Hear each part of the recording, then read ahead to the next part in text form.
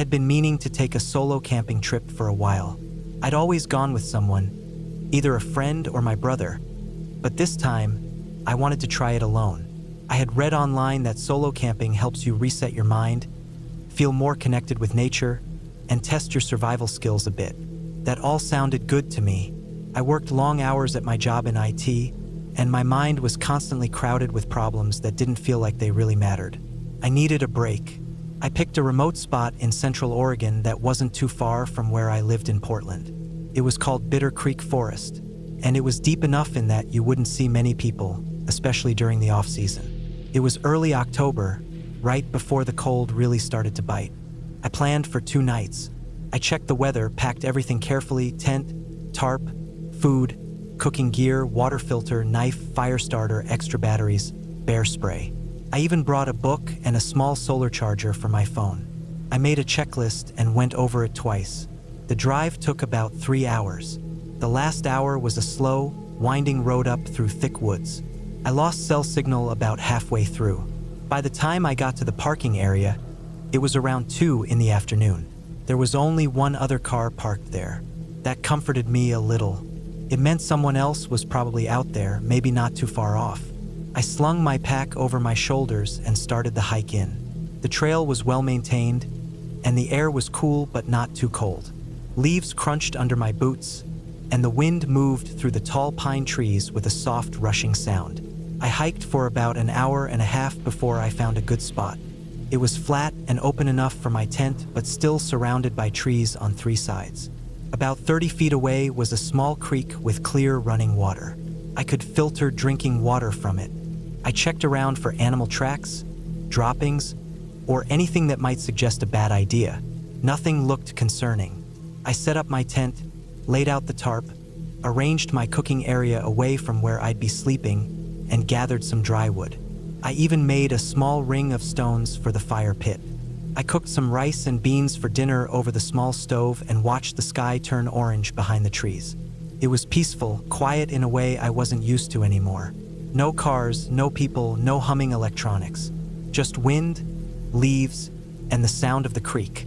When it got dark, it got really dark. I had a headlamp, but even that felt weak in the thick woods. I kept the fire going a little longer, then doused it carefully and crawled into my tent. I laid there, listening to the night sounds. The crackling of branches, distant rustles, maybe animals moving through the brush. But nothing that alarmed me. I was used to this from other camping trips. The first night passed without anything weird. I woke up a few times, mostly from cold or the usual awkwardness of sleeping on the ground, but nothing strange. I got up early, made coffee, filtered water, and walked around the area a bit. I didn't see any signs of other people. No campsites nearby, no trash, no distant voices or fires the night before. I was probably alone out here. I spent most of the day walking some of the trails. I went maybe 3 or 4 miles out and looped back, just enjoying being disconnected from everything. When I returned to camp around mid-afternoon, I noticed something odd. My cooking pot had moved. I had left it near the fire pit, upside down and clean. Now it was about 5 feet away, lying on its side. At first, I figured it might have rolled, but the ground was flat. No slope, no wind. It didn't make sense, but I brushed it off. Maybe I kicked it earlier without noticing. Still, I made a mental note. I cooked a simple dinner again, cleaned up, and settled in for the second night. This time, I felt more aware. I listened more closely to the sounds outside the tent. I was more alert. There's something about being alone in the woods on the second night. The novelty wears off a bit, and your mind starts to wander into uncomfortable places. Around 1 or 2 in the morning, I woke up to a sound, a snapping twig, not just once. Repeated cracks like footsteps. I froze. I was lying on my back in my sleeping bag, barely breathing. I turned off my headlamp. The sound moved, slow, like someone or something was circling. It wasn't an animal scurrying or foraging. It was steady, deliberate. Step, pause. Step, pause.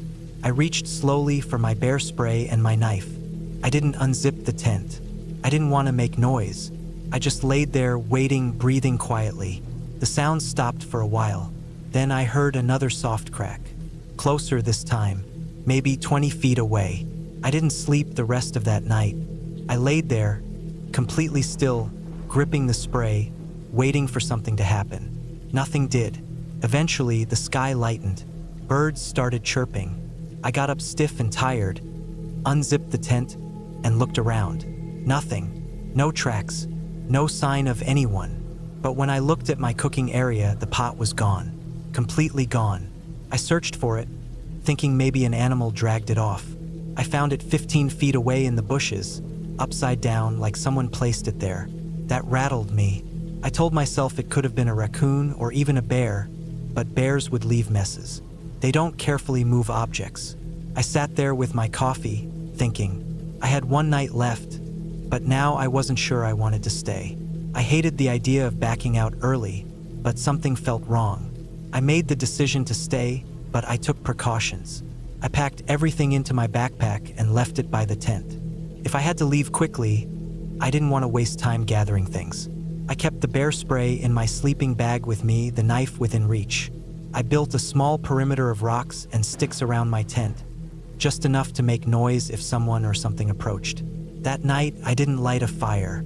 I didn't want to give away my position. I sat in the tent for a long time before lying down. I felt on edge the entire time, like something was just out of sight, waiting. Around midnight, I started hearing noises again. This time, it wasn't just footsteps. I heard a thud, like something heavy being dropped.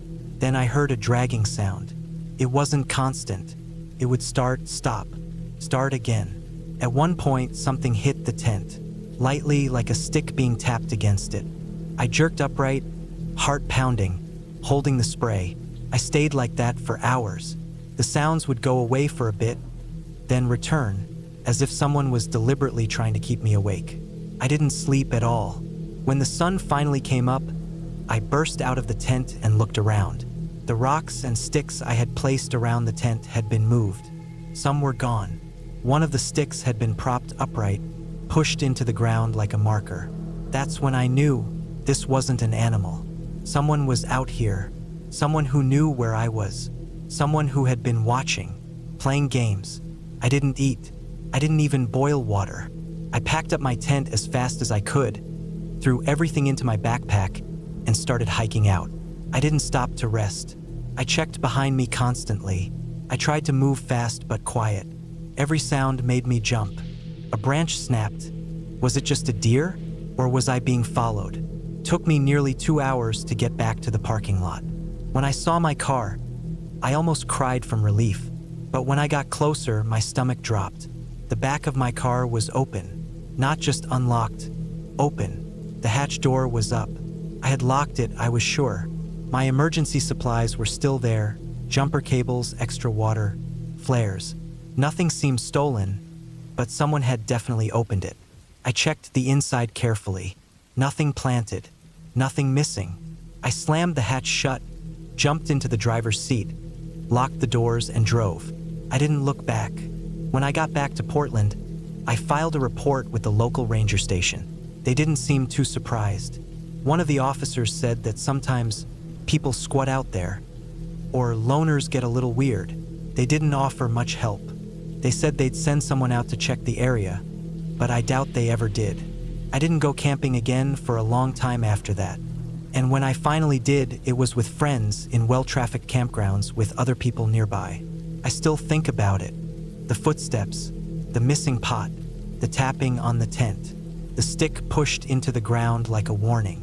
I try to tell myself it was just a crazy drifter or someone messing around, but deep down, I know they were watching me. From the moment I set up camp, someone knew I was there.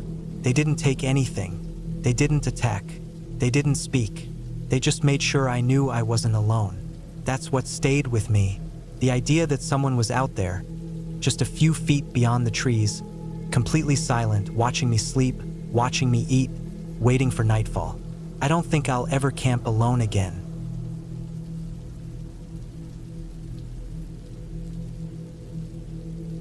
It was late September when I decided to take a solo camping trip out in western Colorado. I'd been working long weeks and needed to get away from the noise, screens, and routines. I chose a small, lesser-known state forest near the Utah border, far from the popular trails and campsites. I didn't want crowds. I didn't want noise. I wanted trees, air, silence, and time to think. I was 34 and not new to camping. I'd gone alone before, sometimes with friends, but this time I wanted it to be just me. No distractions. I loaded up my Tacoma with everything I needed. A good tent, a warm sleeping bag, a small cooler with food, my camp stove, a water filter, headlamp, knife, first aid kit, extra batteries, warm clothes, and my old hiking boots. I also brought a flare gun, though I'd never had to use it. I checked the weather forecast for the week and it looked good mid-60s during the day, down to the 30s at night. Cold, but manageable. No rain. That's what the forecast said anyway. It was a long drive, almost 7 hours from where I lived in Boulder, taking back roads most of the way. I stopped for gas once in a small town called Nucla. The last stretch of road was a dirt service road barely wide enough for 2 trucks to pass. I drove for another hour after the last sign of houses, deeper into the hills. No cell service by then. I liked it that way. I parked where the road ended, near a dried-out creek bed. There was an old fire ring made of stones and no signs of recent campers. That's what I wanted. No people, no trash, no tire tracks. Just forest and space. The area was a mix of pine and aspen trees, their leaves turning golden. The ground was dry and soft with needles and leaves. I could hear the wind moving slowly through the treetops, but otherwise it was silent. I set up my tent about 30 yards from the fire ring, near a small slope that overlooked the dry creek. The first day was uneventful. I got everything set up before sundown, collected some fallen wood, made a small fire, and cooked a simple meal of rice and canned beans. I sat on a log and watched the fire for a while, staring into the flames until the stars started to come out. There's a kind of silence out there that's different from the city. It's not just quiet, it's total stillness. No motors, no voices, not even birds after dark. Just the occasional rustle of wind or the creak of a tree. I went to bed early that night. The air was cold, and I could feel it creep into the tent no matter how tight I zipped it. I slept all right. Woke up once in the middle of the night to pee and stood outside the tent for a bit. The moon was bright and made everything glow a pale silver. It was beautiful in a way that's hard to explain. I didn't see or hear anything strange, just trees and shadows. I went back to sleep without any problems. The second day, I hiked out a few miles to get a better view of the valley. I didn't mark my path because I'm good at keeping track of direction, and I wasn't going far. It was a clear day, a little warmer than expected. I saw a few deer and found an old rusted canteen half buried in the dirt. It looked like it had been there for years. I didn't touch it, just looked at it, then moved on. I spent most of the day walking, resting, eating trail mix, and taking in the views. When I got back to camp late that afternoon, something felt off. I couldn't figure out what exactly. Everything was where I left it. Tent untouched, cooler still latched, firewood stacked, but there was a feeling that something had changed. It wasn't anything I could see, more like something I could sense. I brushed it off, thinking I was just tired. My legs were sore from hiking, and the dry air had given me a dull headache. That night, I didn't make a fire. I just ate a cold sandwich and crawled into the tent early. The wind picked up after dark. I could hear it push through the trees in waves. A few branches snapped somewhere far off. Normal sounds, I told myself. Totally normal. I zipped up inside my sleeping bag and tried to relax. My body was tired, but my mind was restless. That feeling from earlier hadn't gone away. I kept thinking about that rusted canteen, wondering who left it there, how long it had been there, why they never came back for it. At some point, I fell asleep. I don't know what time it was when I woke up, but it was still dark and the tent was cold. I was facing the tent wall and listening to the wind. Except it wasn't just wind anymore. I heard something else. Something moving through the dry leaves. It was soft, not like a deer or a bear. Those make more noise, more weight in their steps. This was lighter, slower, like someone trying not to be heard. I stayed still, breathing as quietly as I could. I didn't want to move. I didn't want to make a sound. Came closer. I could hear the steps stop and start again. It circled the tent slowly. I didn't have a watch on me, but it felt like it went on for 10 minutes or more, just walking in slow arcs around the tent. I couldn't tell if it was animal or human. The steps didn't sound right for either. Then it stopped. Total silence again. I waited a long time before I sat up and quietly unzipped the bag. I grabbed the knife I kept near the tent door and held it in my lap. I didn't turn on the flashlight. I didn't want to light myself up inside the tent like a target. I sat there in the dark for over an hour, just listening. My heart beat so hard I thought it might echo, but nothing came. No more sounds. Eventually I laid back down, knife still in my hand, and waited for the sun. When morning came, I stepped out of the tent slowly and looked around. Nothing seemed touched. No footprints, no broken branches, no sign that anything had been there. But I knew what I heard. I wasn't dreaming. I walked out a little ways in every direction, looking for tracks or prints. The ground was too hard and dry. If something had come through, it didn't leave much behind. I told myself it could have been a raccoon or something small, but I didn't believe it. That day I didn't hike. I stayed near the camp and kept everything packed just in case. I kept the knife on my belt and the flare gun in my jacket pocket. Every little sound made me jump. A falling pine cone, a gust of wind. It all felt too loud, too sharp. I thought about leaving early, but I kept telling myself I was overreacting. I wasn't hurt. Nothing was stolen. There was no proof that anything had happened. Just noise in the night. That's what I kept repeating to myself. That night, the sky clouded over and the air got colder. I didn't build a fire again. I ate fast and got into the tent. I kept the knife and flare gun both within reach. I laid there for a long time, listening to every sound outside. Eventually, I dozed off. And again, I woke up to footsteps. This time, they were closer. I could hear the dry leaves crush slowly under each step. This wasn't an animal. I knew that now. These were human footsteps. Careful, measured. Someone walking barefoot or in soft shoes. They moved to the back of the tent. Stopped. Then I heard a faint click, like a camera shutter or a phone being unlocked.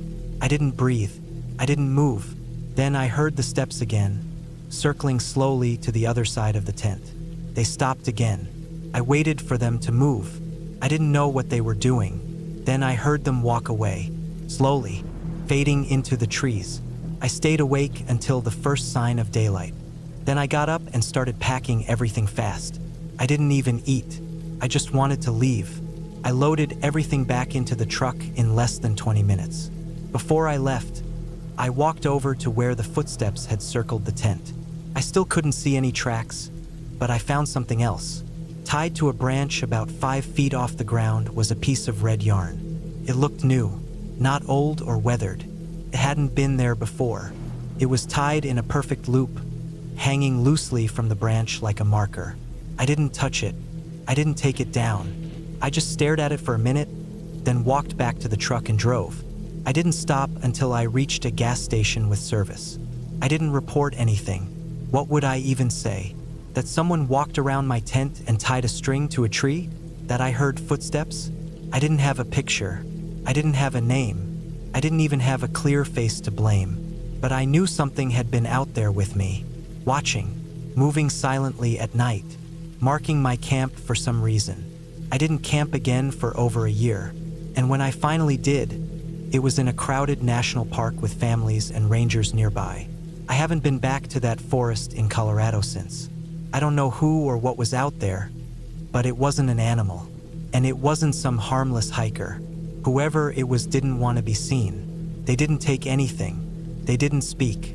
They just walked in circles, quiet, slow circles, like they were waiting for something, or choosing the right moment.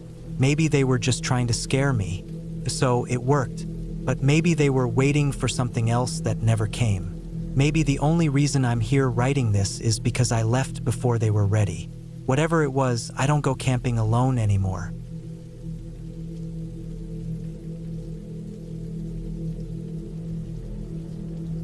It was early September when I decided to go camping alone in the northern part of Pennsylvania.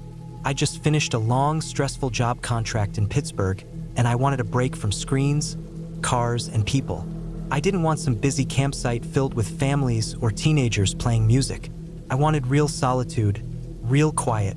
I found this state forest online, Sproul State Forest. It had hundreds of thousands of acres of woods, old logging roads, and primitive campsites scattered far apart. No reservations, no services, just first come, first served spots off dirt roads deep in the woods. I packed my gear over a couple of days. I had all the essentials: tent, sleeping bag, camp stove, food, water filter, fire starter, knife, flashlight, batteries, bear spray, and a small first aid kit. I also had a topo map of the forest and a compass, even though I had GPS on my phone. I was going old school. I wanted to rough it a bit. I brought enough food for 4 days and planned to hike around during the day and just relax at night. The drive up was about 4 hours. As I got further north, the roads became narrower and the towns more spread out. The trees had just started turning orange and yellow, and there was that earthy smell of early fall in the air. It was perfect. I stopped in a small town to fill up on gas, then headed into the forest. The paved roads turned to gravel, then dirt. After about 30 minutes of driving slowly down a winding forest road, I found a small clearing with a fire ring made of stones and a flat area perfect for pitching a tent. It was about a quarter-mile off the road down a narrow path, far enough in that I couldn't see or hear any cars. It felt isolated, and that's exactly what I wanted. I set up camp just after noon. The tent went up quickly, and I gathered some dry wood for a fire later. I spent the rest of the day walking around the area, staying within a couple of miles of the site. I saw a few deer, some squirrels, and even a porcupine, but no people. There were no wrappers, no beer cans, no signs of anyone having been there recently. The silence was thick, but not in a bad way. It was peaceful. When the sun started to go down, I lit a small fire and cooked some ramen with jerky. I sat by the flames until the stars came out. It was cold, but I was bundled up. I crawled into my sleeping bag and fell asleep quickly. The second day was just as quiet. I spent most of it hiking west toward a small creek I saw on the map. It took me about an hour to reach it. I followed the creek for a while, filtered some water, and rested on a flat rock under the sun. On my way back, I marked a few trees with some orange ribbon I had so I could find a shortcut later. I didn't see anyone the entire time. No other campers, no boot prints in the dirt, no tire tracks. Just animal prints and fallen leaves. That night, something changed. I woke up at around 3 in the morning to a sound. It wasn't loud, but it was enough to pull me out of sleep. It sounded like footsteps, slow ones, leaves crunching, maybe 30 feet from my tent. I laid still, trying to control my breathing. I knew animals could sound like people walking, but something about the pacing didn't feel right. I reached slowly for my flashlight and turned it on, shining it around inside the tent. Then I unzipped the flap just a bit and pointed the light outside. Nothing. I couldn't see anything. The fire was long out, and the moon was barely visible through the trees. I sat there for a long time listening. Whatever it was had stopped. Eventually, I laid back down, keeping the flashlight in my hand. I didn't really sleep after that. I just dozed on and off. The next morning, I checked around the site. I found some fresh boot prints about 20 feet from the tent, near the edge of the clearing. They weren't mine. The tread was different, wider spacing. I walked around more and found that they came from the woods to the north, stayed close to the tree line, and then went back the same way. They never came all the way into the site. That didn't make sense. Who would walk all the way out here just to circle a tent and leave? I spent most of that day a little on edge. I didn't go far, just gathered more wood and stayed close. I kept checking the woods, thinking maybe a hunter had wandered through and didn't realize I was camping there. But I hadn't seen a single person in 2 days. I left my bear spray clipped to my belt just in case. That night, I didn't start a fire. I didn't want to draw attention. I ate some trail mix cold and stayed in the tent as soon as it got dark. I listened for hours, but nothing happened. At around 5 a.m., I finally started to doze. That's when I heard the sound again, this time closer, directly outside the tent. I froze. It was clearly footsteps, slow, careful. Then the sound of something brushing against the nylon of the tent. Not a paw, not an animal sniffing. A hand. I knew it. I could hear it dragging along the fabric. I didn't move. My heart was pounding so loud I thought it would give me away. I reached for the bear spray slowly and gripped it. The sound moved from one side of the tent to the other. Then it stopped. Dead silence. I waited maybe 15 minutes before unzipping the tent just an inch and shining the flashlight out. Nothing. Just trees. I waited until the sun came up before fully exiting. I checked around the tent. Fresh boot prints again. Same tread. This time they went all the way around the tent, then off into the woods. Same direction as before. I followed them a bit, about 100 feet, but they faded fast into the brush. No clear path, just broken leaves. That was enough. I didn't care how peaceful it was during the day. Someone was messing with me. Maybe it was a squatter, maybe just a crazy person living off the grid. But I wasn't going to wait around to find out. I packed up everything as fast as I could. Tent, bag, food, trash. I made sure not to leave a single thing behind. I hiked back to the car with my bear spray in hand, looking over my shoulder constantly. When I reached the car, it was untouched. I got in, locked the doors, and just sat for a few minutes, catching my breath. Then I started the engine and drove out, bumping along the dirt road faster than I should have. Once I hit pavement, I didn't stop until I reached the gas station back in town. I sat there for a long time thinking, it wasn't just that someone had come by. It was how they moved, the quietness, the precision. No talking, no lights, no interaction. Just silent watching. It wasn't a lost hiker or hunter. They knew I was there, and they stayed back until it was dark. Whoever it was, they had been watching from the woods for at least 2 nights, maybe longer, and they didn't make a move, didn't try to rob me or hurt me. They just watched and waited. That was the part that stuck with me. When I got home, I cleaned all my gear and stored it away. I didn't tell anyone what happened. I didn't want to hear the usual things. You were imagining it? Or, it was just an animal. I know what I heard. I know what I saw. I still go camping sometimes, but never alone, and never without telling someone exactly where I'll be. I haven't been back to Sproul State Forest since. A few weeks later, I was browsing some outdoor forums. I found a thread about strange encounters in state forests. One post caught my eye. A guy had camped alone in that same forest, different area, maybe 10 miles from where I was. He described hearing footsteps at night, finding strange boot prints near his tent, and the sound of someone brushing along the side of the tent. He left early just like me. No one ever caught whoever was doing it. But he said something that still sits in my head. They don't want your stuff. They just want to watch you sleep.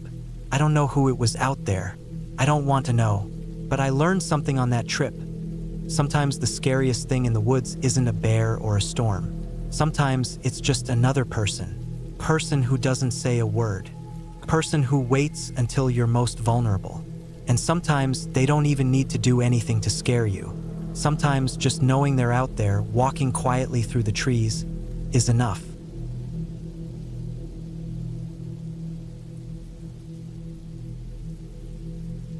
It was just supposed to be a weekend trip. A simple camping getaway with nothing more than the usual tents, a campfire, and some time away from the grind of daily life. But looking back, I can't help but think that maybe it was the way I ignored that small, uneasy feeling that things might go wrong. The plan was simple enough. I'd drive out to the nearby state park with a friend of mine, Matt, and set up camp near a remote lake. We'd been there before, a few times actually, and each time it had been peaceful, quiet, and uneventful. We'd fish, hike, cook on the fire, and just relax. No big deal. But there was something different this time. Maybe it was the weather, clouds rolling in faster than usual. Maybe it was the strange feeling in the pit of my stomach that I couldn't shake. Matt and I had planned for this trip over the course of a few weeks, and I should have noticed how easily he'd dismissed any concerns I raised. He'd been the one who suggested the spot by the lake, and I should have remembered how he talked about how untouched and isolated it was. Maybe if I had known what to look for, I wouldn't have felt the way I did. But it was too late by then. I had already agreed to the trip, and so there we were. We arrived at the campsite in the early afternoon, the kind of warm weather that made you sweat just by moving too quickly. The dirt roads were a bit rougher than I remembered, and the trees were more crowded than usual, as if they had grown taller over the past year. The sound of birds was almost too quiet, almost absent, but I brushed it off. Matt was already unloading the car, his usual energetic self, not giving a second thought to anything that might seem off. The campsite was remote. We'd been here before, but it felt a little different this time. There was an odd stillness in the air, like the woods were holding their breath. The lake, which usually had a calming effect, looked almost lifeless. The water was unusually still, and the surface had an odd, almost oily sheen to it. I can't really explain it, but it didn't sit right with me. After setting up the tent and getting the fire going, we decided to take a quick walk around the lake. The woods around the camp were thick with trees, but the ground was soft, almost marshy in places. I couldn't help but feel like I was being watched, but when I looked around, all I could see were trees and shadows. Matt didn't seem to notice anything odd, as usual, and kept talking about his plans for the weekend. He was focused on the hike, excited about it, and didn't seem to mind the strange silence of the woods. It was when we reached the far side of the lake that things started to feel off. Matt and I were standing by the water, throwing stones in, just goofing around, when I saw it. A flash of movement across the water. It was quick, just a blur, but I swear I saw something on the other side of the lake. At first, I thought it was an animal, but it didn't move the way an animal would. It didn't move at all. It was as if it was just standing still like a figure in the distance, and then it was gone. I didn't say anything to Matt. He wouldn't have understood, and I didn't want to ruin the mood. But the uneasy feeling was there, gnawing at the back of my mind, growing with every step we took toward the campsite. The night came fast. We had dinner by the fire, the usual camping food: beans, hot dogs, marshmallows. The stars were almost completely hidden behind the clouds now, and there was a strange heaviness to the air. Matt was oblivious, of course, and I didn't want to spoil his fun, so I kept quiet about the feeling of unease creeping up my spine. But as the night wore on, things started to feel more and more wrong. I didn't sleep well that night. The fire had died down, and the silence outside the tent felt too thick, too oppressive. Every small sound seemed amplified: branches snapping in the distance, the rustling of leaves, the softest whispers of wind. At one point, I woke up to the sound of something moving just outside the tent. Not the usual sounds of animals, but something heavier, like footsteps. My heart raced. I barely dared to breathe, straining to hear if the noise would continue. But it stopped. There was no more sound, and after what felt like an eternity, I finally drifted back to sleep. When I woke the next morning, Matt was already up, cooking breakfast over the fire, talking about the day ahead. He didn't seem at all concerned, but I felt like something had shifted overnight. The trees around us seemed taller, darker, and the world felt wrong. It was like the campsite had changed overnight.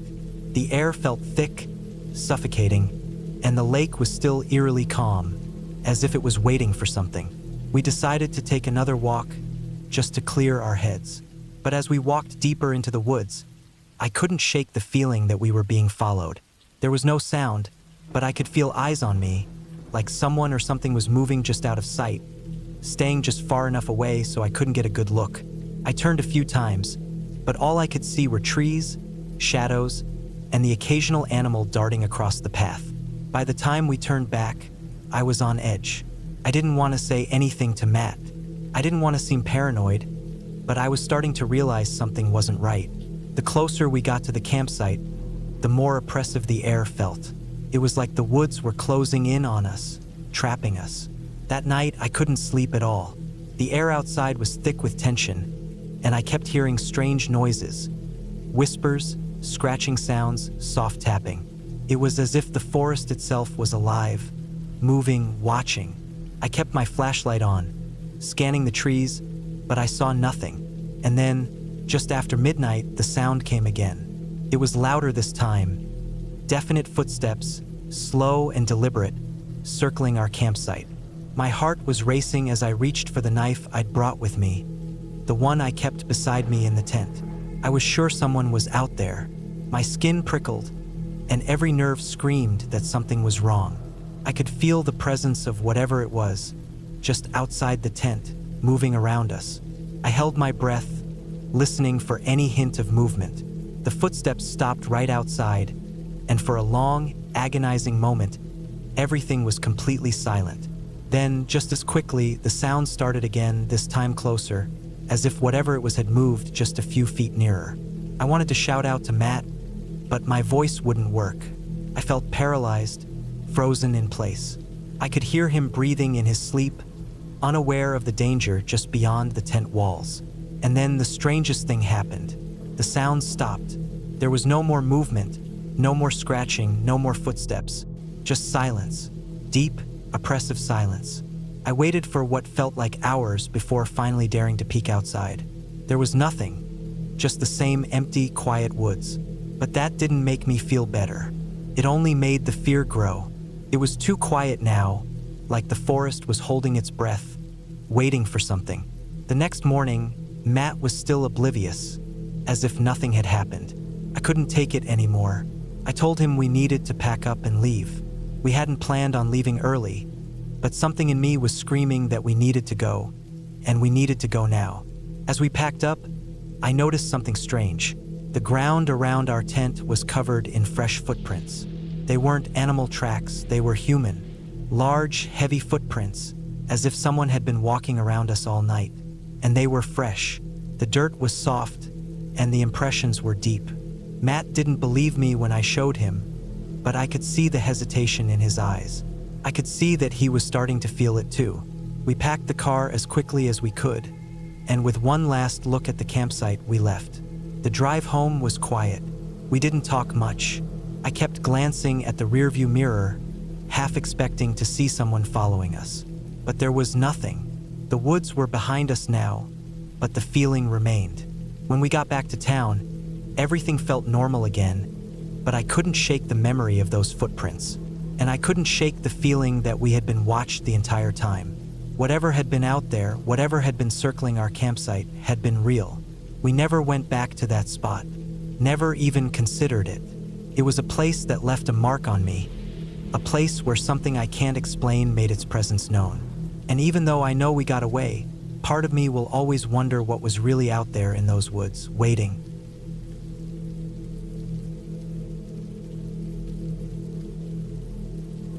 I went camping alone in the summer of 2017, in a forest I'd never been to before. It was called Bear Ridge, somewhere in northern Idaho, not far from the Canadian border. I picked it because it was remote, dense with trees, and surrounded by a couple of lakes that were barely marked on the map. I wanted isolation, real peace, somewhere I could hike all day, fish in silence, and sleep under the stars without hearing anything except the wind and maybe an owl. I didn't even tell many people where I was going, just that I'd be in Idaho for a few days and out of signal. I had no reason to think anything would go wrong. I'd camped alone plenty of times before. The drive took most of the day. Once I left the highway, I followed a dirt road for over an hour. It was mostly smooth, just a few deep ruts and rocks here and there, but by the time I reached the area I wanted to set up in, the sun was already low. I parked my old pickup just off a small clearing surrounded by thick trees and bushes. There was no sign of other people, no tire marks or trash or even old fire pits. That was a good sign. I liked feeling like I was the first person to step into a spot in years. It was quiet, with only the sound of distant water moving and birds rustling in the trees. I unpacked quickly. I had a lightweight tent, one of those one-man bivvy styles, just big enough to lie down in. I set it up near a group of trees on the edge of the clearing, where I'd get morning shade.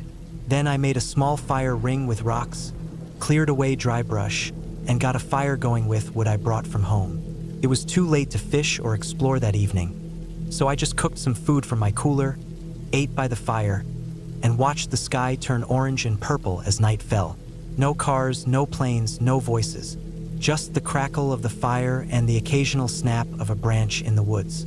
Around 10, I crawled into my sleeping bag. The air was cool, probably in the low 50s. I left the tent flap open so I could see the stars. I fell asleep fast, the kind of deep, full sleep that only comes after a long day in fresh air. I woke up once in the night to a sound, but I didn't know what it was. Just a thump or something being moved. It wasn't close. Probably an animal rooting around. I sat up for a second, looked around, and listened, but the woods were quiet again. I didn't hear it anymore, so I lay back down and went back to sleep. The next morning, I got up early, packed a small bag, and started walking. I wanted to follow a stream that I could barely see on the map.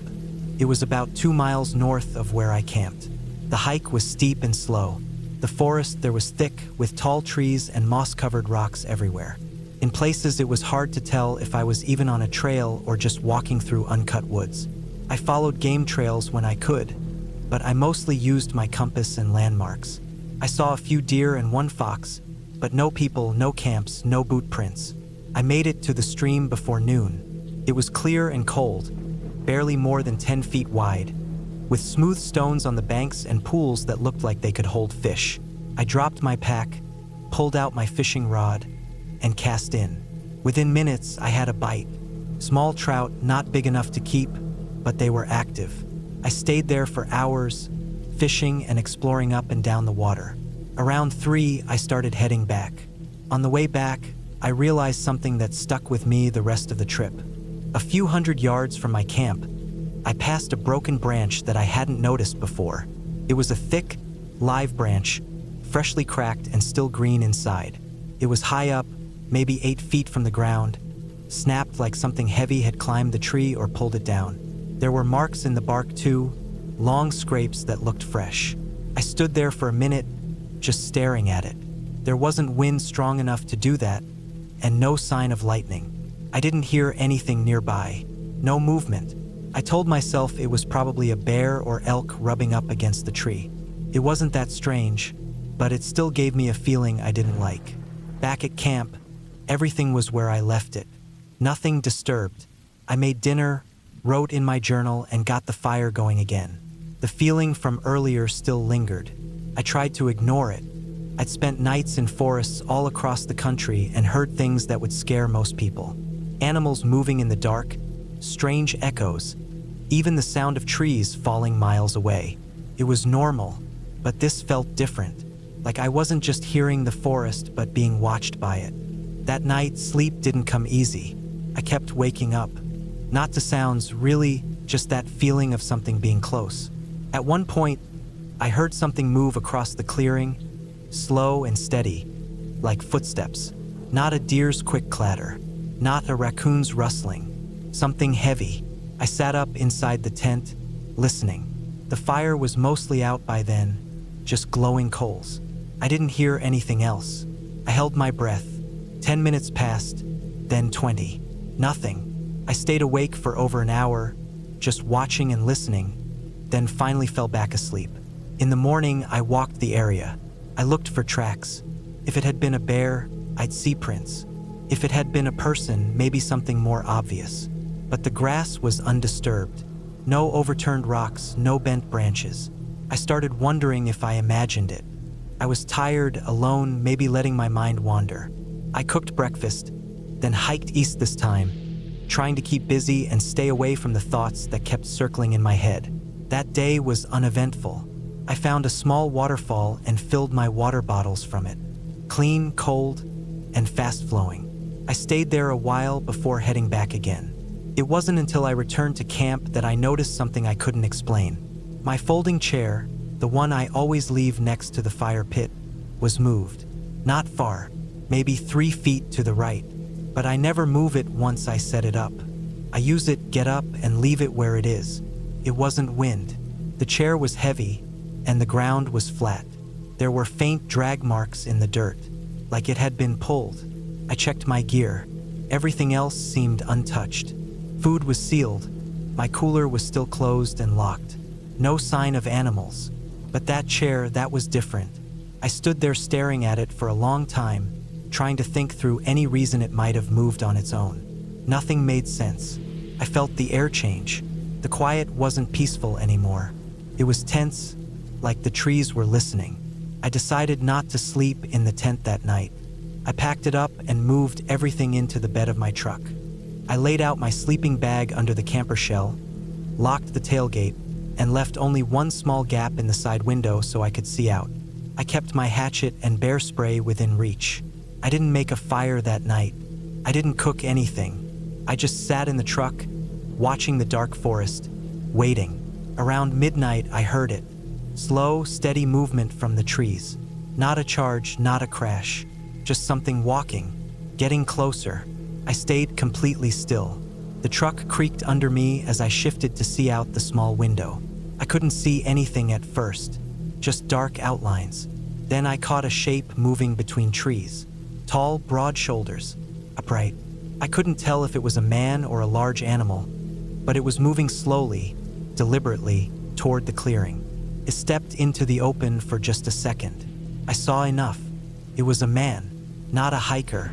No pack, no visible gear, just dark clothes and something in his hand. A stick? A pipe? He walked near the fire ring, looked around, then knelt down and touched the ground, like he was inspecting something. Then he stood up and slowly walked back into the trees, never looking at the truck, never making a sound. I didn't sleep that night. At dawn, I started packing. I didn't eat, didn't clean up the site. I threw everything into the back of the truck, checked around the clearing for any sign of that man. Nothing. No prints. No trash. Nothing disturbed. I drove out of there as fast as the road would let me. When I finally hit pavement, I pulled over and sat there for a long time, trying to make sense of what had happened. I thought about calling someone, reporting it, but what would I say? I didn't even have a name or a face. Just a figure in the dark who came into my camp without a word and left without a sound. Back home, I didn't tell anyone the full story. I just said the trip was shorter than I planned, and I got tired of the bugs. But something about that man in the woods stayed with me. The way he moved, the way he examined the camp. Like he wasn't just passing through, like he'd been watching. A week later, I checked the news from that area. I found an article about another camper, a woman who had gone missing in that same stretch of forest, disappeared from her site with no sign of struggle. Her gear was still there, fire still smoking. That was enough for me. I called the county sheriff's office and gave them the exact spot I had camped, told them what I saw. They didn't say much, just thanked me and said they'd look into it. I haven't gone camping alone since, not because I'm afraid of the woods. I still love the trees, the rivers, the open sky, but now I understand something I didn't before. The real danger.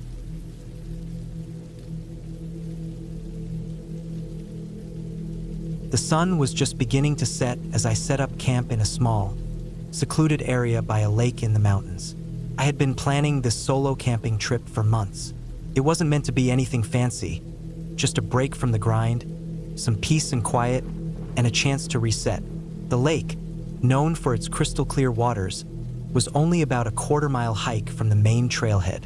It was the perfect spot, far enough away from any crowds, but close enough to civilization if anything went wrong. I parked my car at the trailhead and grabbed my pack, filled with just the essentials: tent, sleeping bag, cooking gear, and a few days' worth of food. I made my way down the trail, the air fresh and crisp, the scent of pine trees filling my lungs. The hike itself wasn't difficult, but it was steep enough to make me work up a good sweat. After about an hour of walking, I finally reached the lake. The area was as beautiful as I had hoped. Tall trees lined the edge of the water, their branches swaying gently in the breeze. The lake shimmered under the fading sunlight, its surface smooth and undisturbed. There was a small clearing by the shore, perfect for setting up my tent.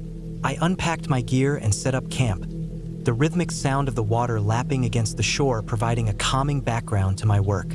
Once my tent was set up, I gathered some firewood and started a small fire in the fire ring.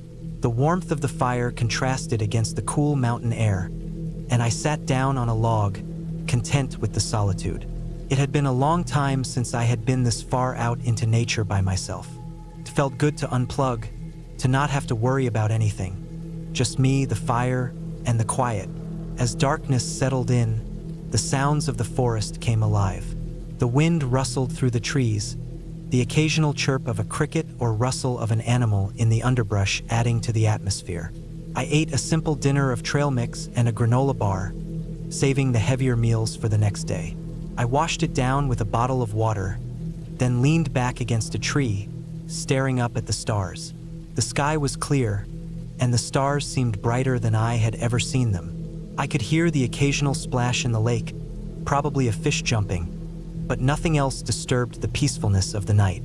But as the hours passed, I began to feel a strange sense of unease. It wasn't anything I could put my finger on, but something about the silence felt wrong. The wind, which had been steady earlier, had died down, and now there was a heavy stillness in the air. The sounds of the forest had faded away, leaving only the crackling of the fire. I looked around, but the darkness beyond the firelight felt oppressive. I tried to shake off the feeling, telling myself it was just the isolation getting to me, but the unease remained. I checked my watch. It was around 10:30 p.m. The fire was starting to burn low, so I added more wood to keep it going. As I did, I heard a sound. At first, I thought it was just the wind moving a branch, but then I heard it again, a faint rustling in the underbrush, just beyond the reach of the firelight. I froze, listening intently. It wasn't an animal sound. It was too deliberate, too controlled, like someone or something was moving carefully through the forest, trying not to make noise. I tried to convince myself it was nothing. It was probably a deer or maybe another hiker, I told myself. But the sound didn't go away. It was constant, almost rhythmic, like footsteps. I stood up slowly, my heart pounding in my chest. I grabbed my flashlight and shone it in the direction of the noise. The beam cut through the darkness, illuminating nothing but trees and bushes. The sound stopped immediately. I stood there for a moment, trying to calm myself. I was being paranoid, I thought. There was no one out here. It was too remote, too far off the beaten path for anyone to come this way at night. But still, I couldn't shake the feeling that something wasn't right. I returned to the fire and sat back down, trying to settle my nerves. But every time the crackle of the fire broke the silence, I heard that rustling again. Closer this time. It was unmistakable.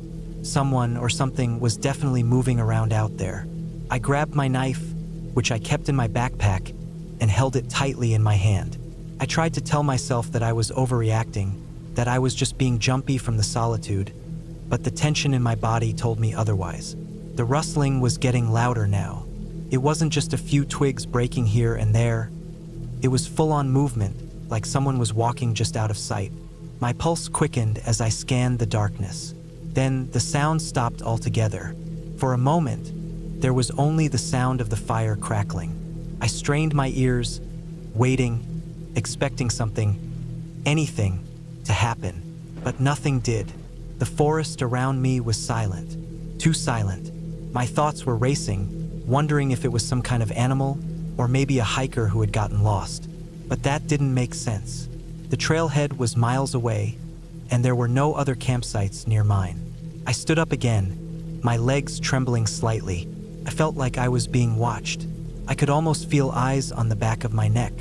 I shone the flashlight around again, sweeping it slowly through the trees. The beam of light bounced off the trunks, casting strange, shifting shadows. I couldn't see anything, but the feeling of being watched was overwhelming. That's when I saw it.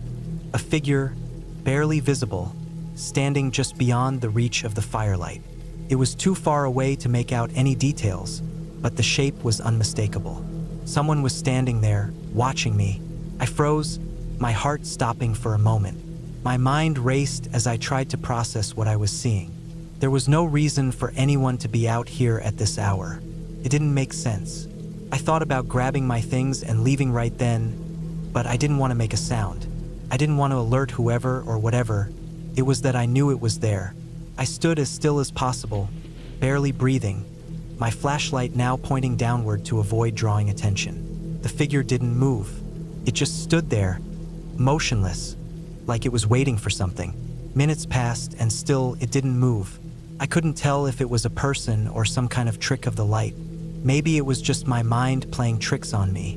But deep down, I knew it wasn't. This wasn't some figment of my imagination. Someone or something was out there. The silence stretched on, each second feeling like an eternity. My muscles were starting to ache from standing so still, but I dared not move. Then, just when I thought I couldn't take it anymore, the figure shifted. Slowly, deliberately, it turned and began to move away. I held my breath, my mind racing. I waited until it was out of sight before I moved. I grabbed my backpack and quietly made my way to the edge of the clearing. My instincts were screaming at me to run, but I didn't want to make any noise. I crept toward the trees, my heart pounding in my chest.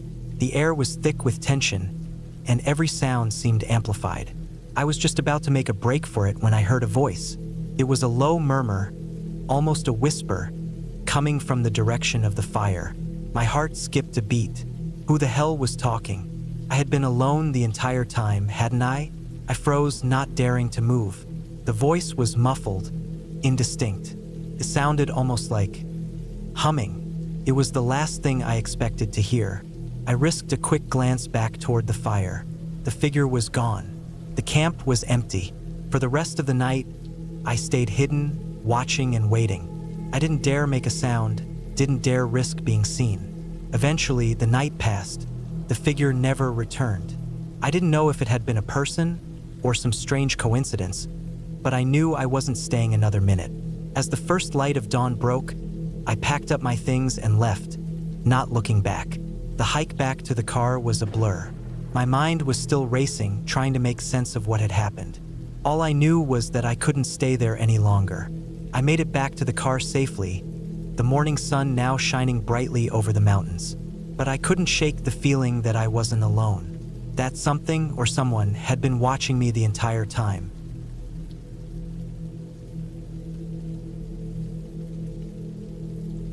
I went camping alone last spring in a part of northern Oregon I'd never been to before. I had a long weekend off work, and I wanted to get out of the city and spend a few days off the grid. Somewhere quiet, somewhere deep in the woods. I'd been to a few places near Mount Hood before, but this time I wanted something more remote, less popular, with no cell signal and fewer people. I found a forest area just west of the Umatilla National Forest that didn't seem to have a lot of traffic. It wasn't part of a national park, just public land with some old logging roads and lots of deep forest. It looked perfect for what I needed. I packed light, just a backpack, sleeping bag, one-person tent, a little camp stove, a few freeze-dried meals, water filter, first aid kit, knife, flashlight, extra batteries, and some clothes. I always make a habit of being prepared, even for solo trips. I had a GPS watch and printed maps with compass backups. I planned to drive as far in as I could on the logging roads, then hike in a few miles to camp somewhere nobody would be. I left early Friday morning and arrived in the area around 10 a.m. The logging road was more rugged than I expected. My old Subaru made it up the first few miles, but then the road got narrow, muddy, and overgrown. I had to park about 4 miles from where I originally planned to start hiking. It didn't bother me much. I had plenty of time, and the air smelled like pine and wet soil, which immediately made me feel relaxed. The quiet out there was exactly what I wanted. I locked up the car, strapped on my pack, and started hiking. The first mile was a mix of soft forest floor and muddy stretches. No other tire tracks, no signs of other people. Just me and the woods. The trees were tall and dense, mostly Douglas fir and ponderosa pine.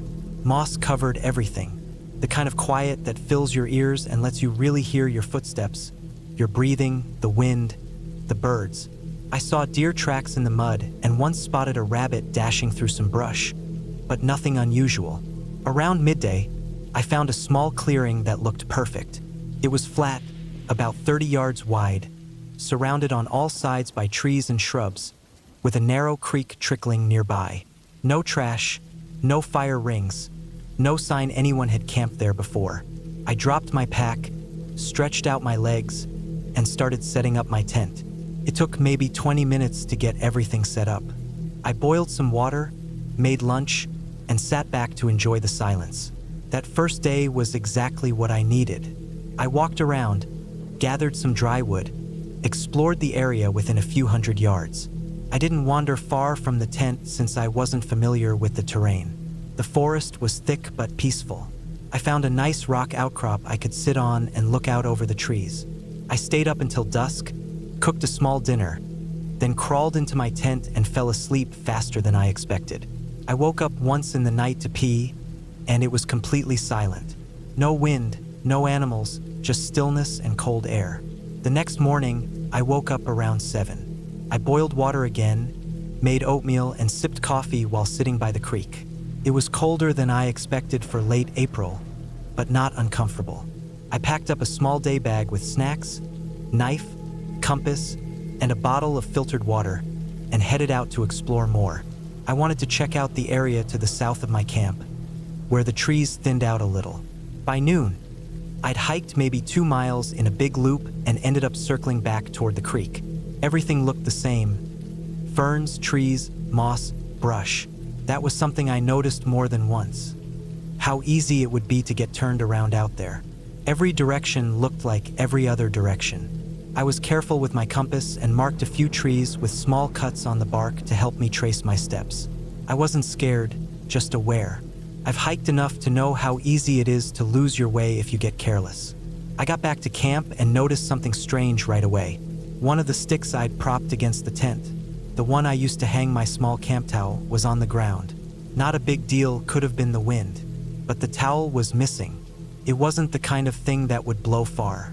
I looked around, checked behind the tent, near the bushes. Nothing. It was weird, but I figured I might have packed it without realizing, or it fell into the creek. I moved on, ate lunch, sat around writing a few things in my notepad. Nothing else strange happened that day. That night, around 2 a.m., I woke up again. This time, something felt off. I wasn't sure what had pulled me out of sleep, but I felt alert in a way that didn't match the calm I'd felt the night before. I laid still and listened. Nothing. Then I heard it, a crunch like footsteps on dry leaves. Just one or two, then silence. I sat up slowly inside the tent and reached for my flashlight. I clicked it on but didn't unzip the tent. I didn't want to make noise if there was something out there. I listened for a long time. Nothing. After about 20 minutes, I finally unzipped the tent quietly and shined the light outside. I didn't see anything.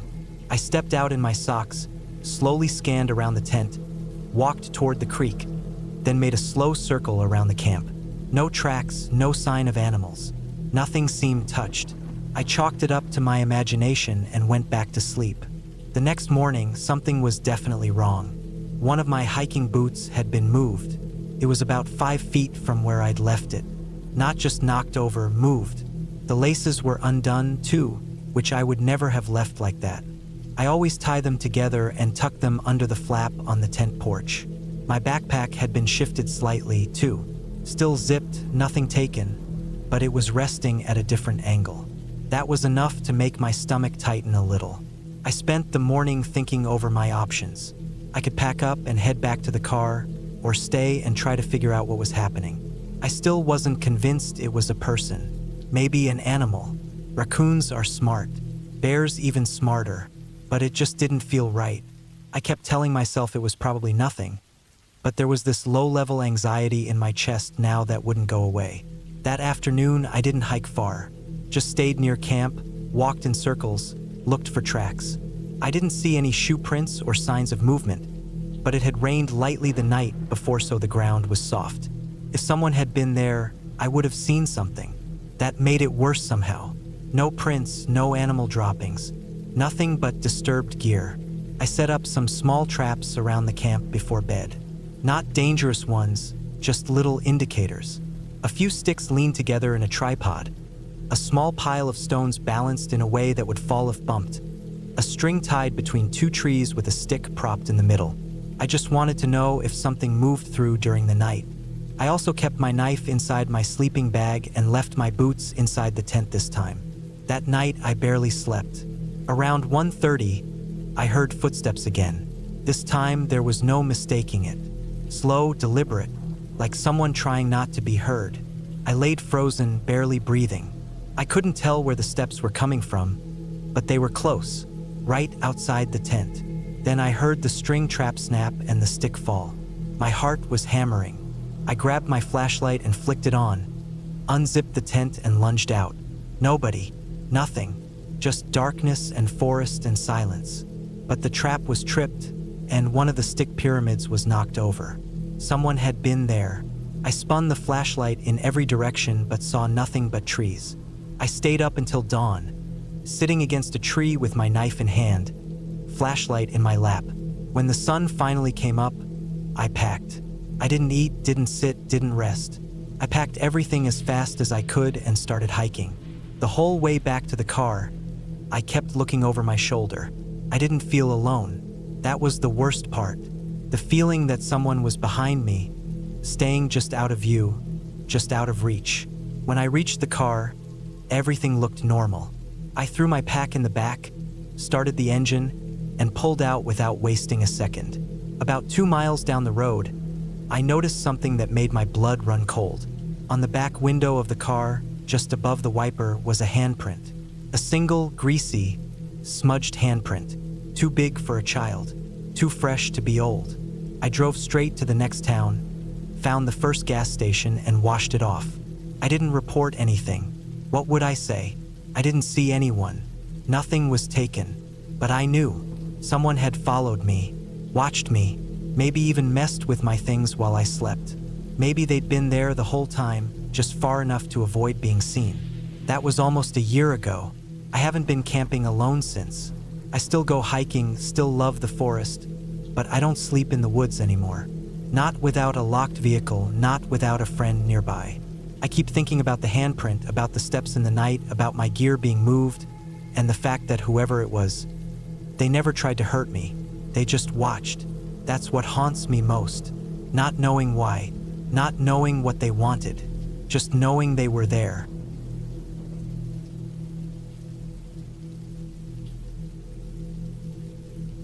I had been planning that solo camping trip for months.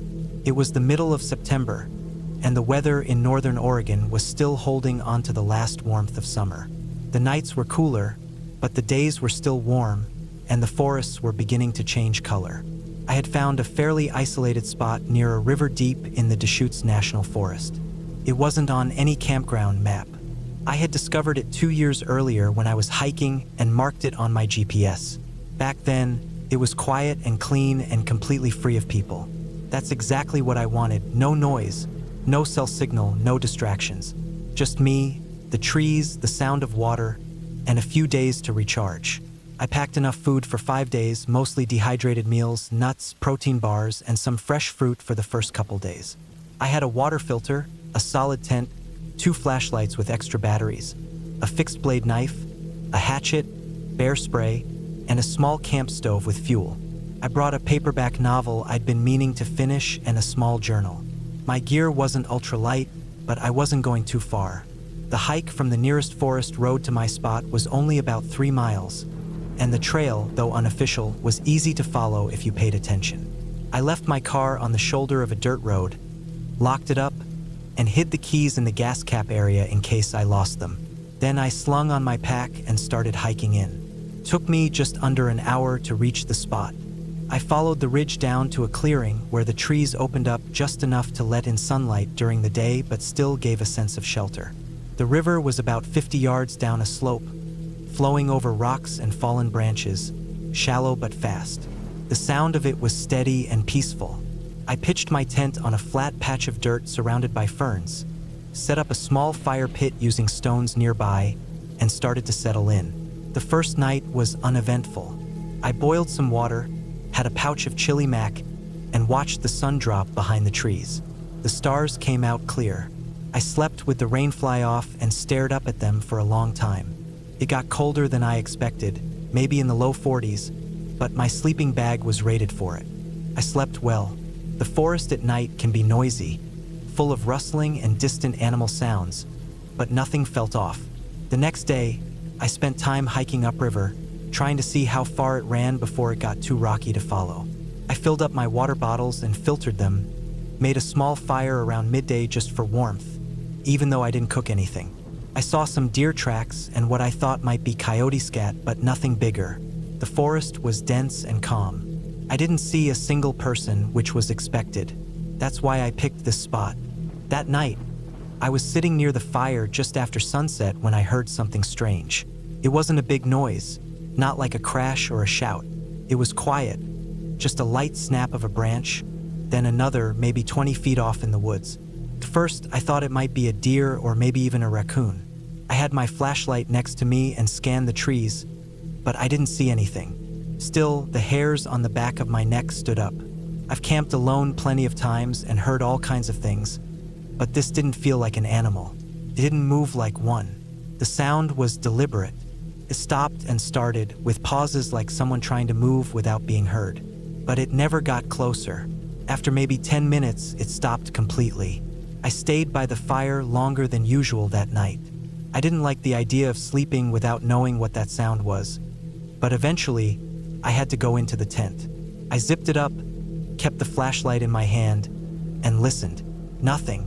After an hour or so of silence, I dozed off. I woke up around 3 a.m. to the sound of movement outside the tent. It wasn't loud, but it was close. Very close. It sounded like footsteps, slow and soft, circling the tent. I stayed completely still. I didn't unzip anything or make a sound. I listened, counting every step, every pause. Whoever or whatever it was didn't speak. There was no breathing, no cough, no grunt. Just that quiet crunch of footfalls on leaves and dirt. It circled twice, then silence. I didn't sleep after that. I just lay there, eyes wide open, my hand tight around the flashlight, heart racing. I waited for daylight.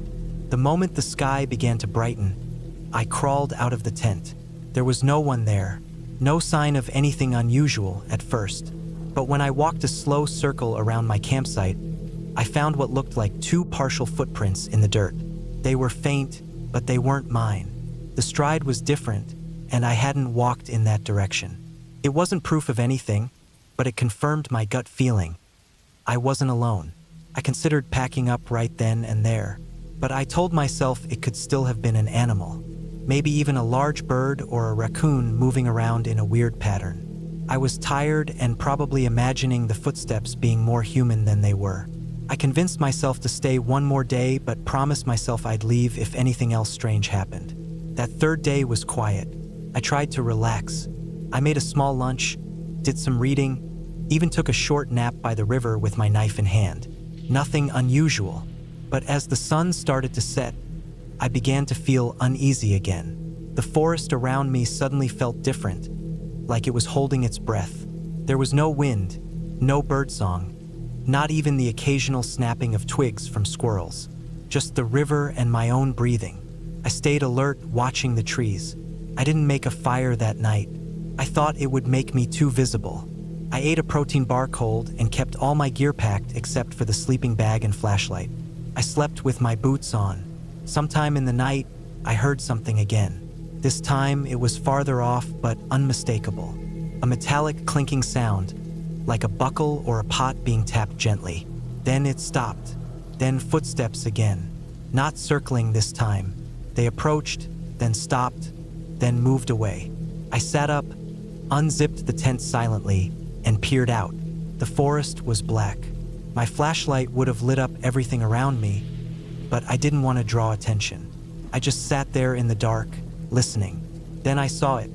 A flicker of movement, maybe 30 feet away, half concealed by trees. A figure. Not a bear, not a coyote. Person. No light, no gear, just a shape in the dark. They stood there for maybe 10 seconds, completely still, then disappeared into the trees. That was it. I wasn't staying another minute longer than I had to. I waited until dawn, packed everything fast and tight, and hiked out without eating. I didn't take breaks. I didn't stop to check my GPS. I just followed the route back to the road as quickly as I could, always looking behind me. I never saw that figure again. When I got back to my car, I saw something that nearly made my knees buckle. On the passenger side door, drawn into the thin layer of dust, were 5 straight lines. Not words, not a symbol, just 5 lines dragged by a finger or a stick. It hadn't been there when I parked. I unlocked the car, got in, and drove off as fast as that old dirt road allowed.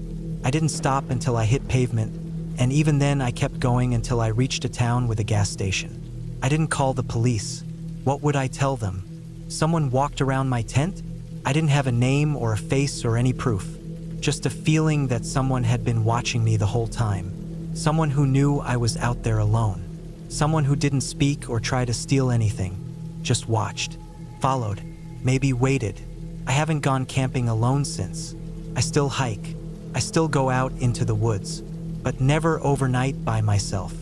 I trust my gut more now. And I never, ever go back to the same place twice. The part that sticks with me the most isn't the footprints or the figure in the dark. It's the lines on the car. Just 5 simple lines drawn slowly, carefully. Not a message, not a threat. Just enough to say I was here too.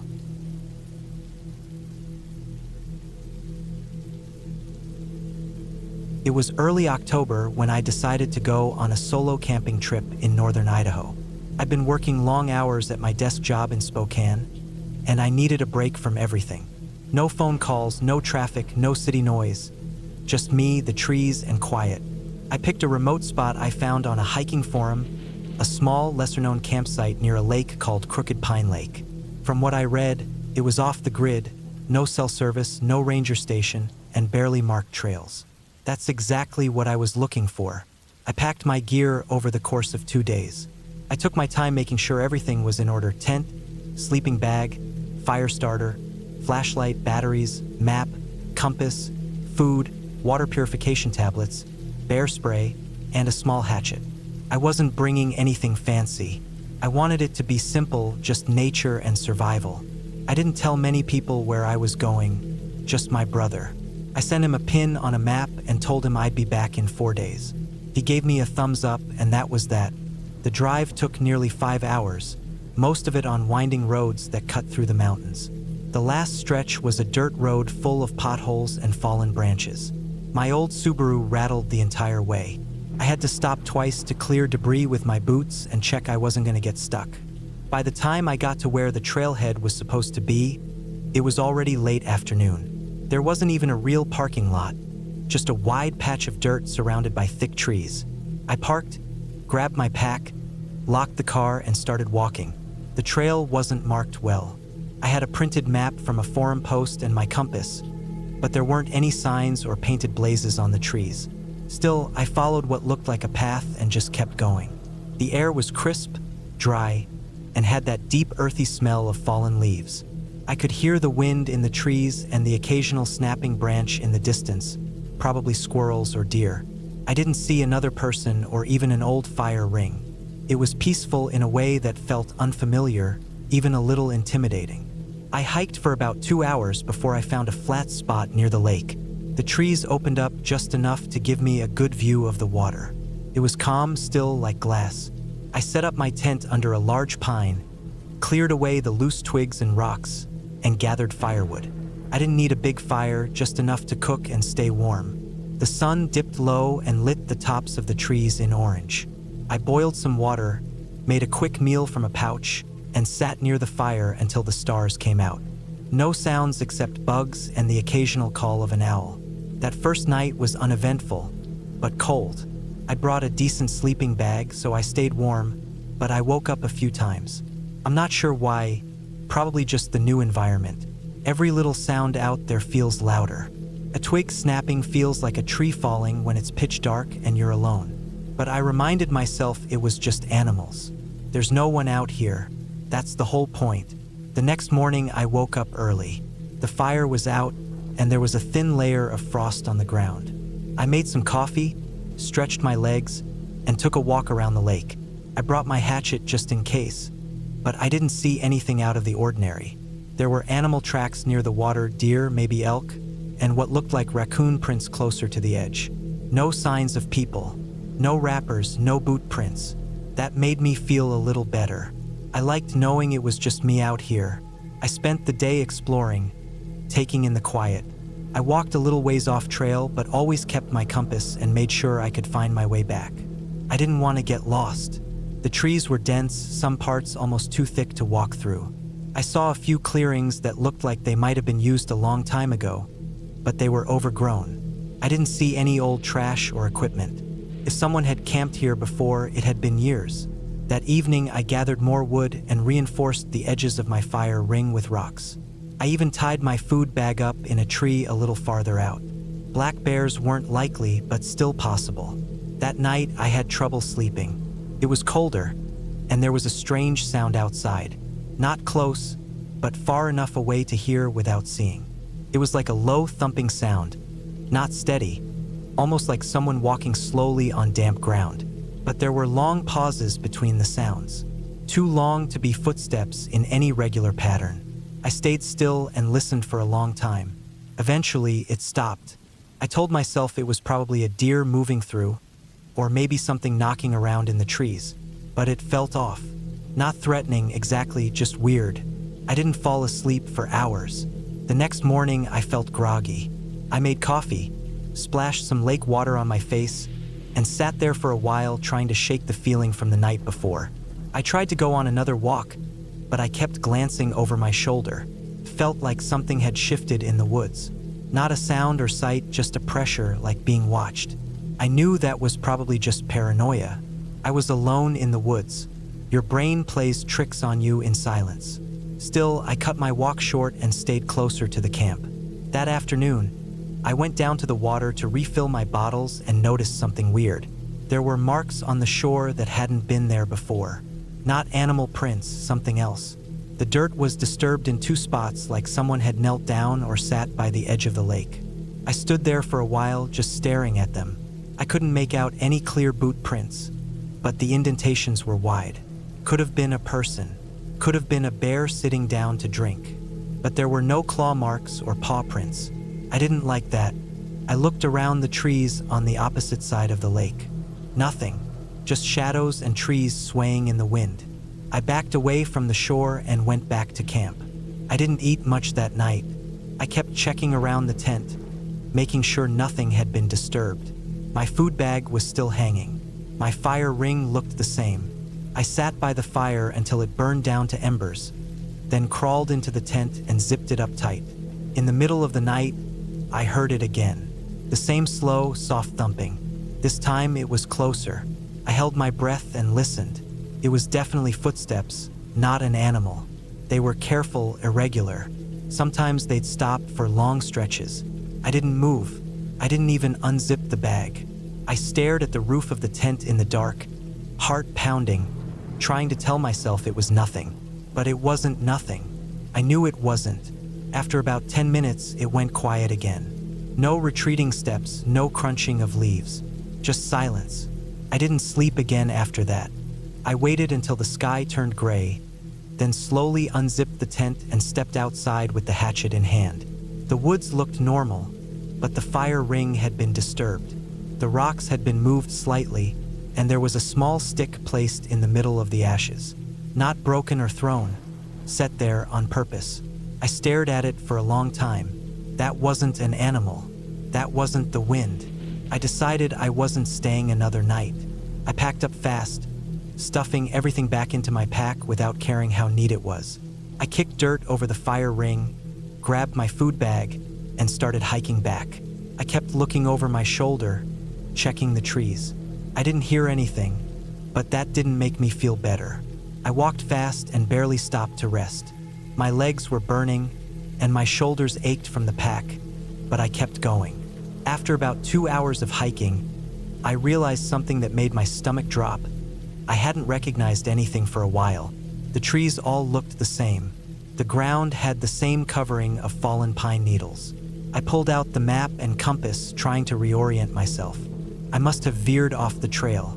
I hadn't seen any markers or anything resembling a path for a while. I tried to backtrack, but everything blurred together. I sat down for a few minutes to calm down and eat something. I told myself not to panic.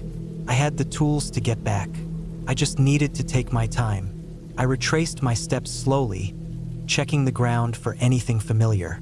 Eventually, I found a rock outcrop I remembered passing, and that helped me get back on track. I stayed focused and moved carefully. It took hours, but by late afternoon, I saw the clearing where my car was parked. The sight of that dusty Subaru sitting there was the most relief I've felt in years. I got inside, locked the doors, and just sat there for a while with the windows up, heart still pounding. I didn't even take off my pack.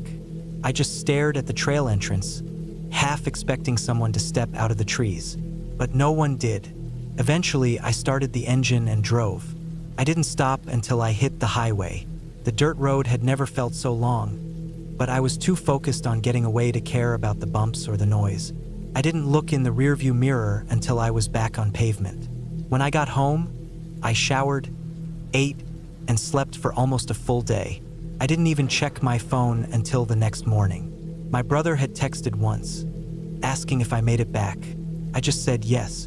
I didn't tell him about any of it. It's been a few months since that trip. I haven't gone camping alone since. I still go hiking, but I stay on marked trails, places with people, ranger stations, cell service. Sometimes I think about those footprints, the stick in the fire ring, the way the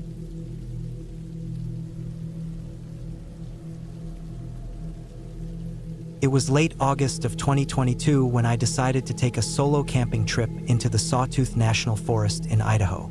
I was 33 at the time, and I had just gone through a rough stretch at work. Long hours, tight deadlines, and a couple of failed personal projects had burned me out. I needed a reset, just a break from the constant noise of people and phones and computers.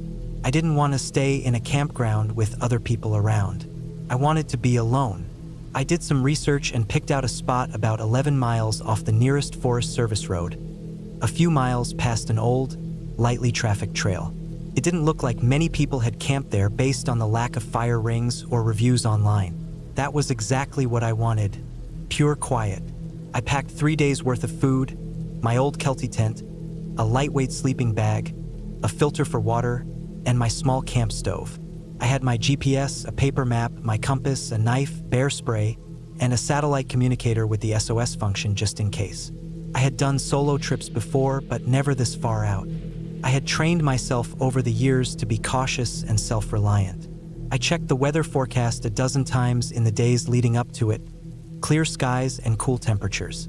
Perfect. The hike in was peaceful. I parked my truck off the gravel road, locked everything up, hid the keys in my boot inside the camper shell, and started hiking just after sunrise. The air was crisp, the trees tall and silent, and the trail narrow but easy to follow. After about 4 hours, I turned off the trail and bushwhacked another few miles to the spot I had picked. It sat above a small creek and had a good view of the valley below. No sign of humans for miles. I set up my tent, hung my bear bag, filtered some water, and cooked dinner over my camp stove. I sat quietly, just listening to the wind in the trees. For the first time in a long time, I felt calm. The first night passed without anything unusual. It got chilly after dark, but my sleeping bag was warm. I heard some coyotes howling in the distance, maybe a few owls, but nothing close or threatening. I had set up my tent on a slight rise surrounded by brush and a few boulders, and I had a good 360-degree view of the area. I kept my bear spray inside the tent just in case, but I wasn't really worried. It was rare to have issues that far out. The next morning, I woke up early, made some oatmeal, and decided to hike up to a ridge I'd spotted the day before. I spent most of the day exploring, taking pictures, and just enjoying being alone in the forest. I didn't see any other hikers or signs of campsites. I was more likely to run into a mountain lion than a person out here, and that was fine with me. I got back to camp late afternoon, a little tired but happy. I refilled my water bottles, washed my face in the creek, and set up my stove to make dinner. That night, I felt a little uneasy for some reason. Nothing happened, but there was this sense I couldn't shake, like something had shifted slightly. I chalked it up to being alone and tired. Sometimes your brain plays tricks on you when it's too quiet. Still, I double-checked my gear, made sure my bear bag was hung properly, and went to bed a little earlier than usual. I kept my boots inside the tent that night instead of leaving them under the vestibule. Something just felt off. I woke up around 3:30 a.m. to a faint snapping sound outside. Not loud, just enough to make me open my eyes. It wasn't the wind. It sounded like a twig breaking slowly, like someone or something was trying not to make noise. My first thought was a deer or maybe even a bear sniffing around. I stayed completely still, straining my ears. Then there was silence again. No footsteps, no rustling, Nothing. I waited, heart beating a little faster now. After maybe a minute, I unzipped my sleeping bag slowly and grabbed the bear spray. I didn't open the tent or make a sound. I just sat there, holding it, listening. After about 10 minutes of total silence, I figured whatever it was had moved on. But I didn't sleep again that night. I just laid there until the sun came up. When I finally stepped outside, I looked around the campsite. Everything seemed untouched. The bear bag was still hanging from the branch. My food was fine. No big footprints, no overturned rocks. Nothing looked disturbed. I convinced myself it must have been a raccoon or some other small animal.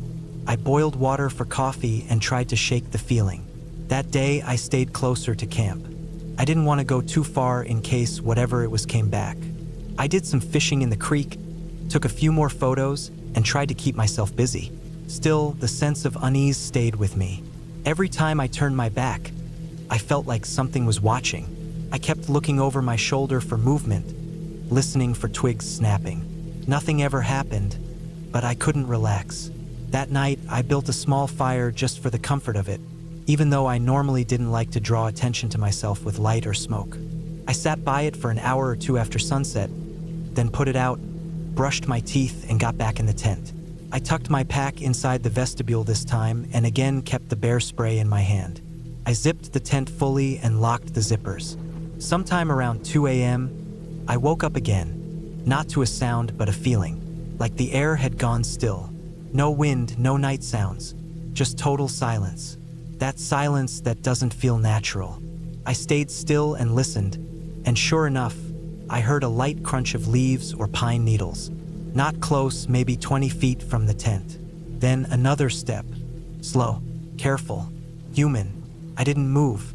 My heart was pounding so hard I felt it in my throat. I couldn't see anything through the tent walls, but I didn't need to. I knew someone was out there, not an animal. The steps were too deliberate. I stayed frozen, gripping the bear spray. After maybe 30 seconds, I heard nothing, just that same dead silence. Then one more step, even closer now, like 10 feet. I didn't yell. I didn't unzip the tent. I just sat there. I don't know how long it lasted, but eventually, the steps moved away. Slow, careful, fading into the distance. Then silence again. I waited hours before moving until the sky began to lighten. When I finally got out of the tent, I saw footprints. Human footprints. Barefoot. Not boot prints. Not animal. Human. They came from the north tree line, circled the tent at a distance, then veered off west, back into the woods. I packed everything up fast. I didn't eat. I didn't stop to refill water. I just packed and left. I hiked all the way back to my truck in one shot. No breaks. 11 miles. I didn't even stop to take off my pack. I just kept walking, kept checking over my shoulder. I've never moved that fast with a full load before. My legs were shaking by the time I reached the forest road. My truck was untouched. Keys still in the boot.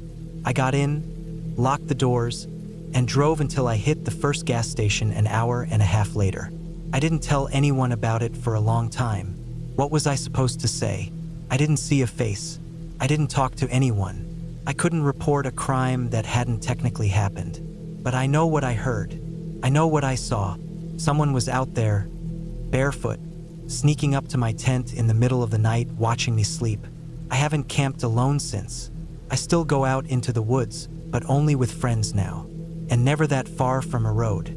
I still think about those footsteps, about how quiet they were, how slow. Whoever it was, they didn't want to be seen. They didn't want to talk.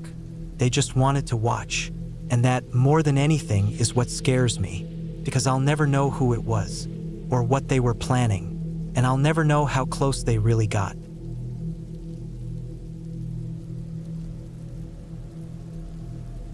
It was the summer of 2019 when I decided to go on a solo camping trip. I was 28, burned out from work, and just wanted to get away from the city for a bit. I lived in Sacramento, and I drove about 5 hours north to a remote part of Northern California, somewhere near the Klamath National Forest. I didn't go to any marked campsites. I wanted to be by myself with no noise, no crowds, and no cell reception. I found a spot about 2 miles off a narrow forest road, tucked between tall pines and just a short walk from a slow-moving river. It was peaceful, quiet in a way you can only get when you're far from everything. I parked my car at the edge of the old logging road and hiked in with my gear, tent, sleeping bag, food, water, first aid kit, and everything else I thought I'd need for a few nights. I had been camping since I was a kid, so I thought I knew what I was doing. I set up camp by a flat stretch of ground with just enough sun filtering through the trees to keep it from feeling gloomy. The river wasn't deep, but it flowed steadily and was crystal clear. I boiled some water from it just to be safe, even though it looked clean. The first day passed without anything unusual. I explored the area a bit, made a fire, cooked a basic meal, and went to bed early. That first night, I slept well. The only sounds were the wind in the trees and the water moving over rocks. It felt good to be away from traffic, phones, and people. The next day, I woke up at sunrise, had some instant coffee, and hiked along the river for a few hours. I saw signs of wildlife, deer tracks mostly, maybe a raccoon or two. Nothing alarming. I brought my small camping stove and made some rice and canned chili when I got back. Everything felt normal. It was the kind of peace I had been craving. But by the third day, things started to feel off. That morning, I woke up to find a few small rocks placed in a perfect line near the edge of my camp. They weren't there the night before. They were about the size of golf balls, smooth and round, laid out evenly in a straight line. I stared at them for a while. At first, I thought maybe it was some animal or a coincidence, but the way they were arranged, so neat and deliberate, didn't feel random. I didn't want to jump to conclusions, so I kicked them aside and told myself it was nothing. Maybe they were already there and I just hadn't noticed. I went about my day as usual. I walked farther upriver, maybe a couple of miles. I didn't see any other people. No hikers, no fishermen, no other camps. Just trees, water, and silence. But the whole time, I couldn't shake the feeling that something was different. I started looking over my shoulder more often. Every snap of a branch or rustle of leaves made me stop and listen. I told myself I was just being paranoid. Being alone for days can do that. When I got back to camp that afternoon, I noticed that my tent flap was half open. I always zipped it closed when I left. I was certain of that. I walked over quickly and checked inside. Nothing was missing, but my sleeping bag was unzipped and spread open. My pack looked slightly moved, like someone had picked it up and set it back down. Again, nothing was gone. My knife, my flashlight, even my wallet were all still there. It was subtle enough that I could have doubted myself, but deep down I knew someone had been there. I didn't want to panic, but I felt my stomach tighten. I scanned the woods around the camp but saw nothing. I listened for movement. Nothing. I walked around the perimeter of my site, looking for footprints, but the ground was dry and covered in pine needles. No clear signs. That night, I didn't sleep well. I lay in my sleeping bag with my knife in my hand, listening. The wind sounded harsher. I heard a few branches crack in the distance, but couldn't tell if it was an animal or not. I must have drifted off at some point because I woke up with light filtering through the tent. When I stepped outside that morning, I found more rocks. This time, they were in a circle around the dead fire pit. Again, all about the same size, placed evenly. Not scattered. A circle. I stared at it for a long time. That was the moment I knew for sure someone was messing with me. It wasn't animals. It wasn't the wind. Someone was watching my camp and sneaking in when I was asleep or away. I wanted to leave right then, but I told myself to stay calm. I packed my gear quickly and considered hiking out, but the thought of carrying everything 2 miles back through dense woods while someone might be following me didn't sit right. I decided to stay one more night, keep a close watch, and leave first thing in the morning. I made no fire that evening. I wanted to be hard to spot. I kept my headlamp off, ate cold food from a can, and sat quietly in the dark, listening. Around midnight, I heard something. It was faint at first, leaves crunching, twigs snapping, not fast or loud, but steady, coming from the direction of the river. I held my breath and crouched low near the edge of my tent. I couldn't see anything in the dark, but the sounds got closer. Whoever it was, they were trying to be quiet, but the forest floor made that impossible. I could feel my heart pounding in my ears. I stayed completely still, knife in hand, barely breathing. The sound stopped just beyond the tree line, maybe 20 or 30 feet away. I waited, frozen. Minutes passed. Nothing moved. I didn't hear retreating footsteps. No animals. Just silence.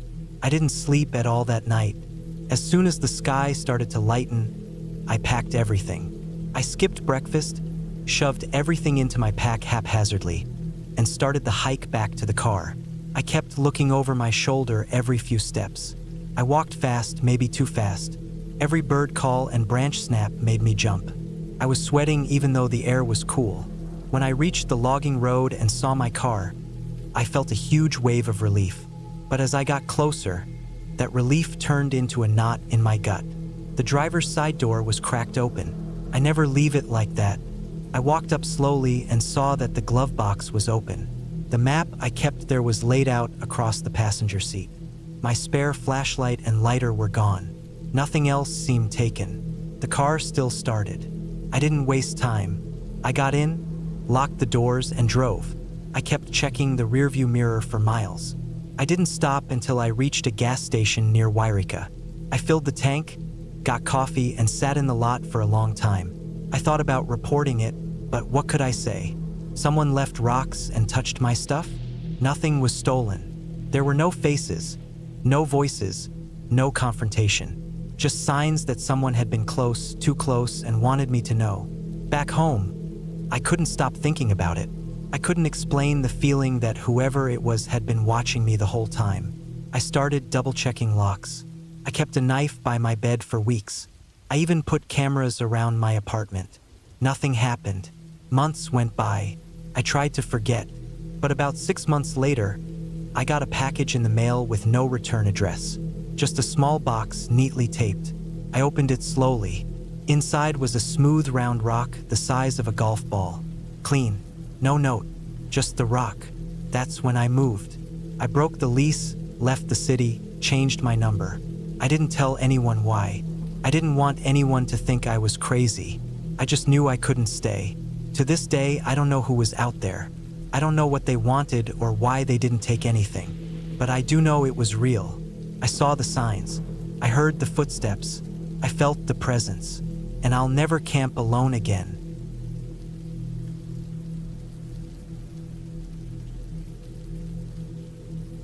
It was the last week of September when I decided to take some time off work and head out on a solo camping trip.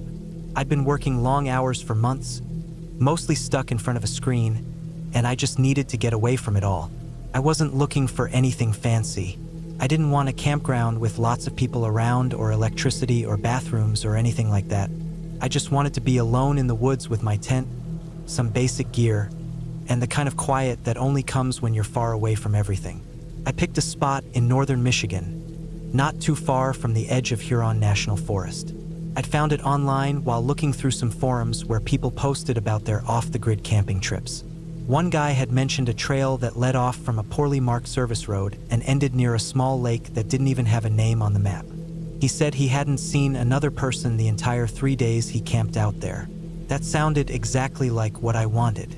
I drove out there on a Thursday afternoon, packed with all the basics: tent, sleeping bag, stove, water filter, a few changes of clothes, some dried food, and my knife. I kept everything pretty light since I'd be hiking a couple of miles in. I had my phone with me but planned to shut it off once I got there. I didn't want to be tempted to check emails or anything like that. By the time I found the narrow service road the guy had described, the sun was already getting low in the sky. It took me a while to even spot the break in the trees. It looked more like a deer trail than anything meant for people. I parked my car off to the side, double-checked that it was locked, shouldered my pack, and headed in. The trail wasn't easy to follow. It hadn't been maintained, and branches clawed at my jacket while I pushed through. My boots sank into the soft earth in some places. I could tell nobody had been through there in a while. I kept walking, checking the GPS a few times just to make sure I was roughly heading in the right direction. After about an hour, I reached a small rise and caught my first glimpse of the lake. It was just like the guy said, secluded, quiet, the water dark and still. Trees lined the entire shore. their reflection making it look like the lake went on forever. I picked a spot a little back from the edge where the ground was level and cleared of thick undergrowth. I dropped my pack and started setting up my tent. By the time I got everything sorted, tent up, food hung from a tree branch away from my sleeping area, fire pit cleared out, it was almost dark. I didn't bother starting a fire the first night. I just sat there listening to the crickets and the soft sound of water lapping against the rocks. I ate some trail mix and jerky, drank a little filtered lake water, and crawled into my sleeping bag. That first night was peaceful. I slept hard and woke up early to the sound of birds calling from the trees. The air was crisp, and a low mist hung over the surface of the lake. I made a small fire and heated some instant coffee, warming my hands around the cup as the sun broke through the trees. I spent the day exploring the area, hiking around the lake, and taking photos with the old digital camera I brought along. I didn't see any signs of other people, no footprints, no trash, nothing. The only sounds were the ones nature made. Wind rustling through the leaves, the occasional splash of a fish jumping, birds calling in the distance. That night, I cooked a simple meal over the fire, a pouch of freeze-dried stew that tasted better than I expected. I sat by the flames for a while, watching sparks drift up into the dark. Eventually, I put out the fire completely, checked that my food was secure, and went to bed. Sometime in the middle of the night, I woke up. It wasn't a noise that woke me. I don't think so, anyway. It was more like a feeling, like something had changed. I laid there for a few seconds, listening. At first, I couldn't hear anything unusual, just the normal nighttime forest sounds.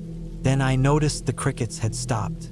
It's hard to explain, but when you're in the woods, that kind of silence feels loud. It's like everything goes still at once. I stayed in my sleeping bag, completely still, straining to hear anything. Then I heard a sound, a soft, crunching noise, not close but not far either. It wasn't a branch falling or an animal scurrying. It was steady, a human pace, slow footsteps moving through the woods. I stayed perfectly quiet. My heart was pounding. I didn't have any reason to think someone was out there, but I also didn't have any reason to not think that. I hadn't seen anyone since I left the car. The footsteps stopped for a while, and everything stayed quiet again. I waited, barely breathing. Eventually, the crickets started up again. That's how I knew whatever it was had moved on. I didn't sleep much after that. I just laid there, waiting for the sky to lighten. The next morning, I got up and walked around my campsite, checking to see if anything had been disturbed. My food was still hanging in the tree. Nothing had been moved or taken. I looked for footprints but didn't find any. The ground was soft in some places, but covered in leaves and pine needles. I told myself it was probably an animal, maybe a deer, but I knew the difference between the way a deer moved and the way those footsteps sounded. Still, I stayed. I didn't want to scare myself out of the trip over something I couldn't even prove had happened. I went on another hike, a bit farther this time, and tried to enjoy the day. The woods were beautiful, and by the afternoon, I was starting to relax again. That night, I built another fire, bigger than the night before. I sat up later, watching the flames, not in any rush to crawl into the tent. I kept my knife tucked in the side of my boot, just in case. When I finally went to bed, I left my boots and clothes ready to go beside me, just in case I had to get up quickly. I woke up again around the same time. This time it was a noise that woke me, a soft snapping sound, like a twig breaking. Then another. I didn't move. I just listened. The footsteps came again. This time they were closer. They moved slowly through the trees on the side of the camp where the food bag was.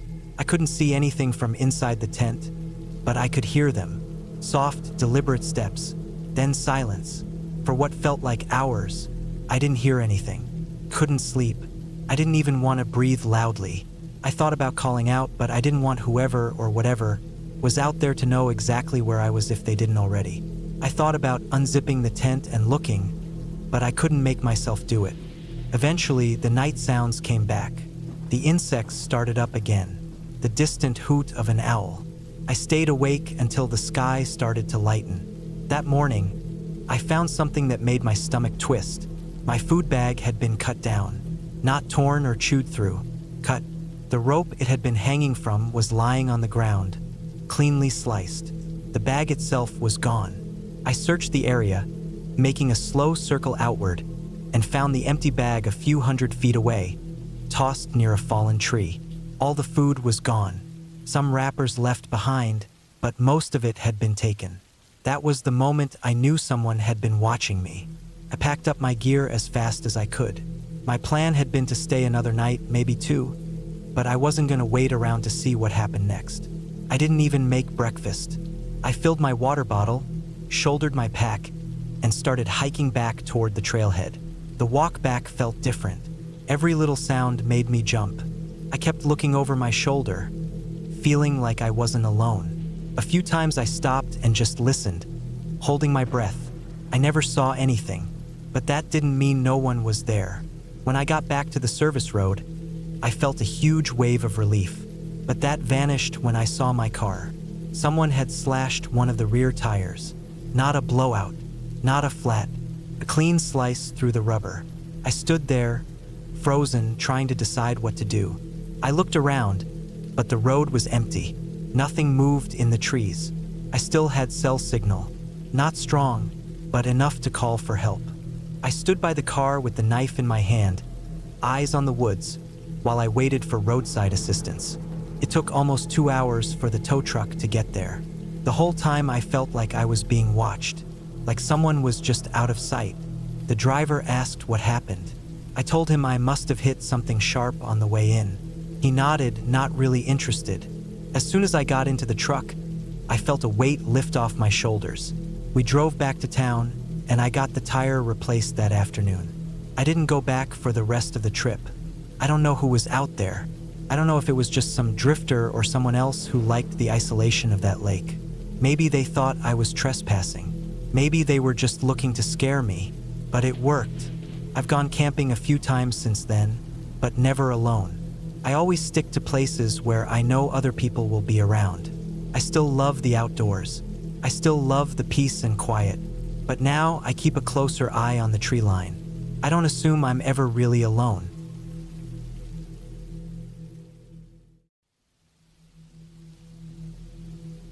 I didn't think I would regret this trip.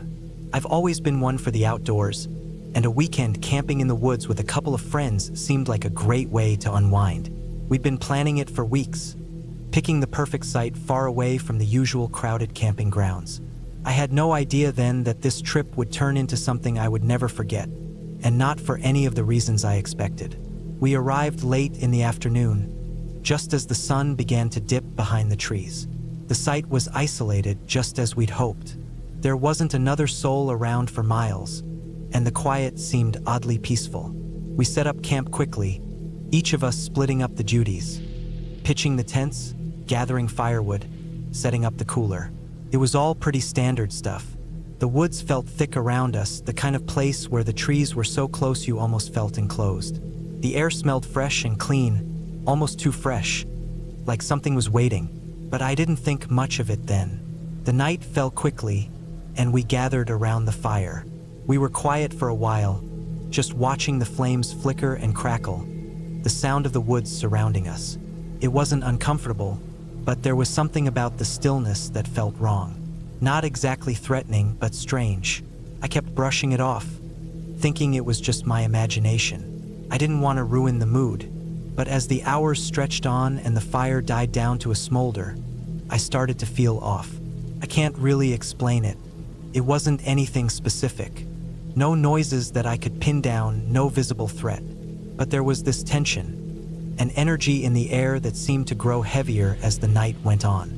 I had a strong urge to look over my shoulder, to check the trees, but I didn't. I tried to focus on the conversation, but my mind kept wandering. I kept thinking I saw things moving in the corner of my eyes, something shifting between the trees. But each time I looked, there was nothing there. My friend Ethan, who was sitting next to me, must have sensed I was getting jumpy. He laughed and tossed a log onto the fire.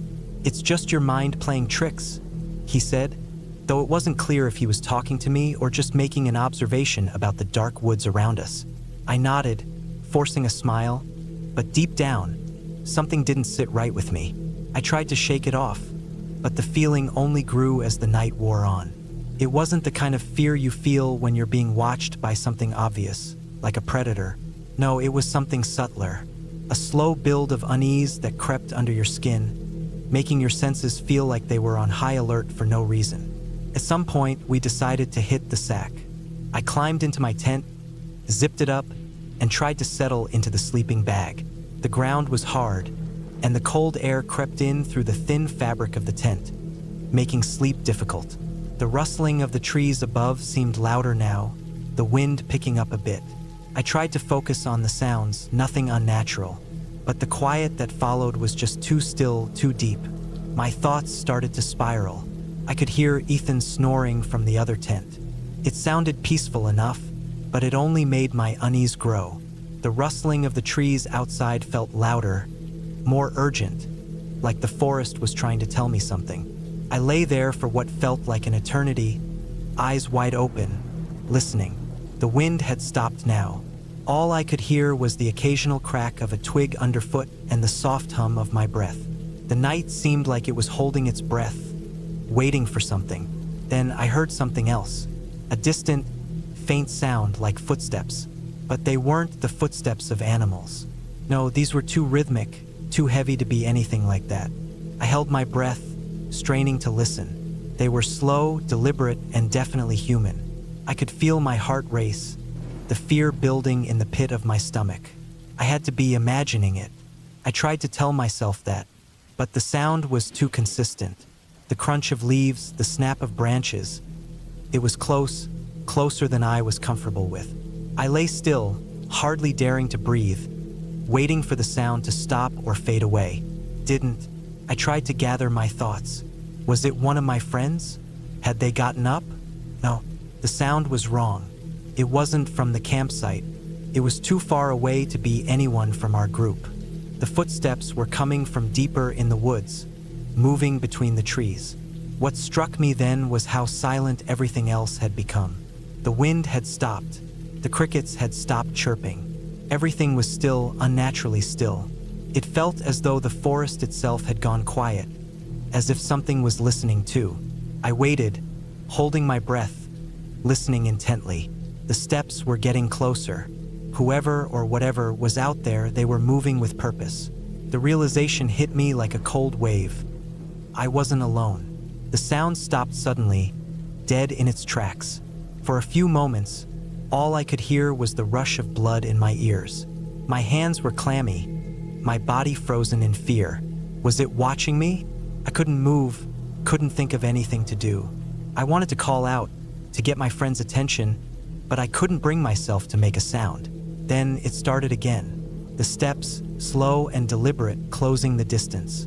I could feel it now, right outside my tent, hovering in the space between the fabric and the dark woods. My pulse thundered in my chest, and I could feel the hairs on the back of my neck stand up. My mind raced, trying to make sense of it. What did I do now? Without thinking, I unzipped the tent slowly, careful not to make any noise.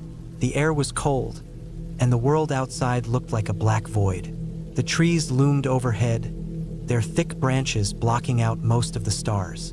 The only sound was my breathing and the faint crackling from the fire, barely visible in the distance. I crept out of the tent, trying to make myself as small as possible.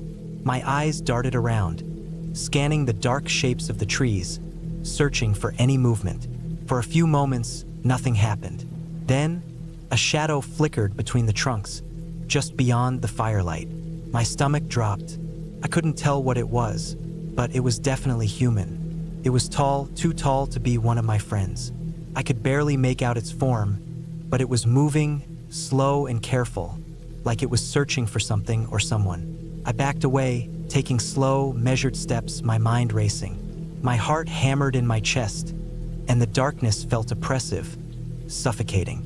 It didn't move toward the campfire or the tents. Instead, it veered off, heading deeper into the woods. My instincts screamed at me to run, to get the hell out of there, but my legs wouldn't move. I was frozen, unable to tear my eyes away from the shadow moving further into the trees. Minutes felt like hours, and then Just as suddenly as it appeared, the shadow vanished into the dark.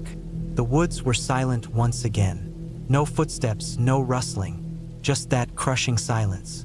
I could still feel the presence, though. It was like the air itself had changed, the atmosphere heavy with something unspoken, like the forest was holding its breath along with me. I didn't waste another second. I ran back to my tent, scrambling to zip it up, but I couldn't tear my eyes away from the dark woods around me. I lay there in the quiet, shaking, unsure of what to do next. I could hear my friends stirring in their tents. The night had returned to its eerie silence, but I couldn't shake the feeling that something was still out there. As dawn finally broke, the first rays of sunlight pierced the trees. The forest seemed to exhale with me, the weight lifting just a little. I could hear the birds again, the wind gently moving the branches. But the unease stayed with me. I didn't tell my friends about what I saw that night, but I knew we wouldn't be staying another night in that forest. We packed up and left at the first opportunity, not looking back once. I never went camping in those woods again, and for good reason. I've thought about that night more times than I care to admit, trying to make sense of it, but I know one thing for sure. I wasn't alone out there.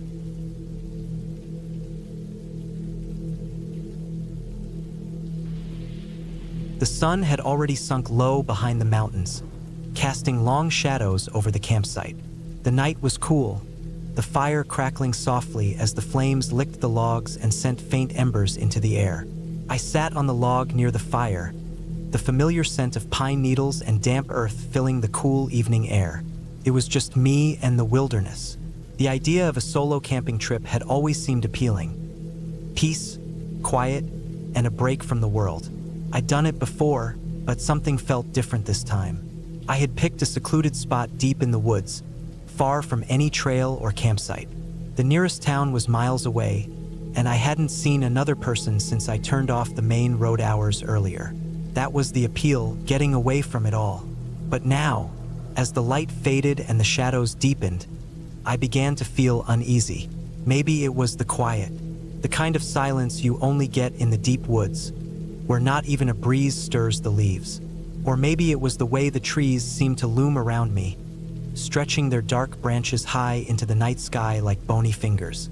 There was no sound, except for the crackle of the fire and the occasional rustle of something moving in the underbrush. I shrugged it off at first, telling myself it was just the unfamiliarity of being so isolated. I hadn't seen a single sign of wildlife. No birds, no squirrels, no insects buzzing around the fire. It wasn't completely unusual, but it felt wrong. Like everything around me was holding its breath, waiting for something. I tried to ignore it, pulling my jacket tighter around me as the temperature dropped further. As the hours passed, I kept the fire going, adding logs to keep the flames alive. The orange glow flickered against the surrounding trees, casting eerie shadows that danced in the periphery of my vision. I told myself that I was fine, that I was just being paranoid. I checked my watch, 11:30 p.m. Time seemed to drag on in the quiet darkness, but eventually, I decided to turn in for the night. The tent was set up not far from the fire, just out of its reach. I knew the fire would eventually die down, and I wanted to be able to sleep without the heat from the flames. The thought of crawling into my sleeping bag and closing my eyes should have been comforting. But as I lay there in the dark, the stillness felt oppressive. I pulled the zipper on my tent a little higher, cocooning myself in the fabric. The sounds of the forest outside were distant, like they were muffled by some invisible barrier. Then I heard it, a faint rustling noise, the kind of sound you hear when someone steps on dry leaves or cracks a twig underfoot. It was coming from outside the tent. My heart thudded in my chest. I held my breath, straining to listen. The sound stopped for a moment, and I thought maybe I'd imagined it. But then it came again, this time closer. I was frozen. My mind raced, trying to make sense of it. Could be an animal, a deer maybe, or a raccoon. But the sound didn't fit. It was too deliberate, too slow. Whoever or whatever was outside was moving with purpose, not like an animal trying to find food. I reached for the flashlight in the pocket of my jacket and switched it on, casting a pale beam of light across the tent. The rustling stopped again, and for a moment, Everything was still. I lay there, holding the flashlight close to my chest, trying to steady my breathing. The minutes ticked by like hours, each one stretching out longer than the last. I told myself it was nothing, just an animal. I'd been hearing things. But then, just as I was about to drift off to sleep, there was a sound. A whisper, almost inaudible, but unmistakable. It wasn't in my head, it was outside, right by the tent. I couldn't make out the words, but the tone was clear. It was low, almost guttural, like something trying to speak without really understanding the words. I sat up suddenly, the flashlight in my hand shaking. The hairs on the back of my neck stood up. I couldn't tell where the sound was coming from, but it seemed to be moving around the tent, circling it. I held my breath, waiting, hoping whatever it was would move on. Didn't. The rustling started again, closer this time, just outside the tent wall. I heard the crunch of dry leaves and twigs, followed by the sound of something brushing against the fabric. It was like someone or something was pressing their face against the tent. I could almost feel the pressure against the walls, the subtle shifts of weight as it moved. I wanted to scream, but my throat was dry. I could only lie there, paralyzed, trying to figure out what to do. I couldn't just stay there and wait. Slowly, I reached for my boots, trying to make as little noise as possible. I needed to get out of the tent, away from whatever was out there. But before I could make a move, the rustling stopped. The silence was deafening. I strained my ears, hoping for any sound, anything that might tell me what was happening. Then came a sharp, sudden crack, like a branch snapping under the weight of something heavy. I jumped, my heart racing. The fire had died down to just embers, but the shadows from the trees still stretched long and dark, creeping into the edges of my vision. I couldn't see anything beyond the tent, but I knew something was out there. I couldn't wait any longer. With shaking hands, I unzipped the tent door just enough to slip out. The cold night air hit me like a slap to the face, but I barely registered it. My eyes darted around, searching for any sign of movement, but there was nothing. The forest was as still as a tomb. I stayed low to the ground, creeping toward the fire pit. The embers were still glowing, casting a faint light that barely touched the trees around me. The woods were impossibly quiet. No crickets, no owls, no wind. Nothing. I grabbed a long branch from the pile of firewood and held it in front of me like a makeshift weapon, my heart pounding in my ears. I stood there for a moment, trying to gather my bearings.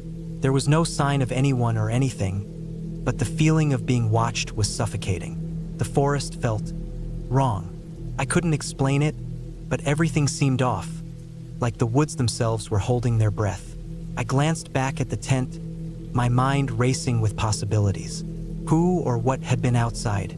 Was it someone playing a prank? Or was it something more? My instincts told me that whatever it wasn't human. It felt too deliberate, too calculated. I spent the next hour watching the trees, listening for any movement, any sound that might give me a clue about what was going on. But nothing came, just the crackle of the fire and the occasional snap of twigs in the distance. It was maddening. By the time the sky started to lighten with the first hint of dawn, I knew one thing for sure. I couldn't stay there another minute. Whatever had been outside that tent, circling me, it wasn't over. It had only been waiting for the right moment, and I wasn't going to give it that moment. I packed up my things as quickly as I could, barely taking the time to fold everything properly. My hands were shaking, my mind still racing. I didn't care about anything except getting out of there.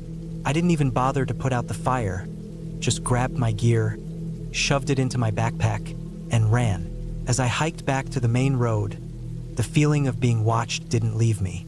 I kept glancing over my shoulder, half expecting to see someone, or something, just out of view, waiting for the perfect moment to strike. When I finally reached my car, I slammed the door shut behind me and locked it. I started the engine without hesitation, the sound of the engine almost deafening in the quiet morning. As I drove away, I couldn't shake the feeling that I wasn't alone in those woods, that something had been there, and it wasn't finished. I didn't go camping again after that, and every time I hear a branch snap in the woods, My skin still crawls. Something in those woods was watching me, waiting, and I still wonder what it wanted.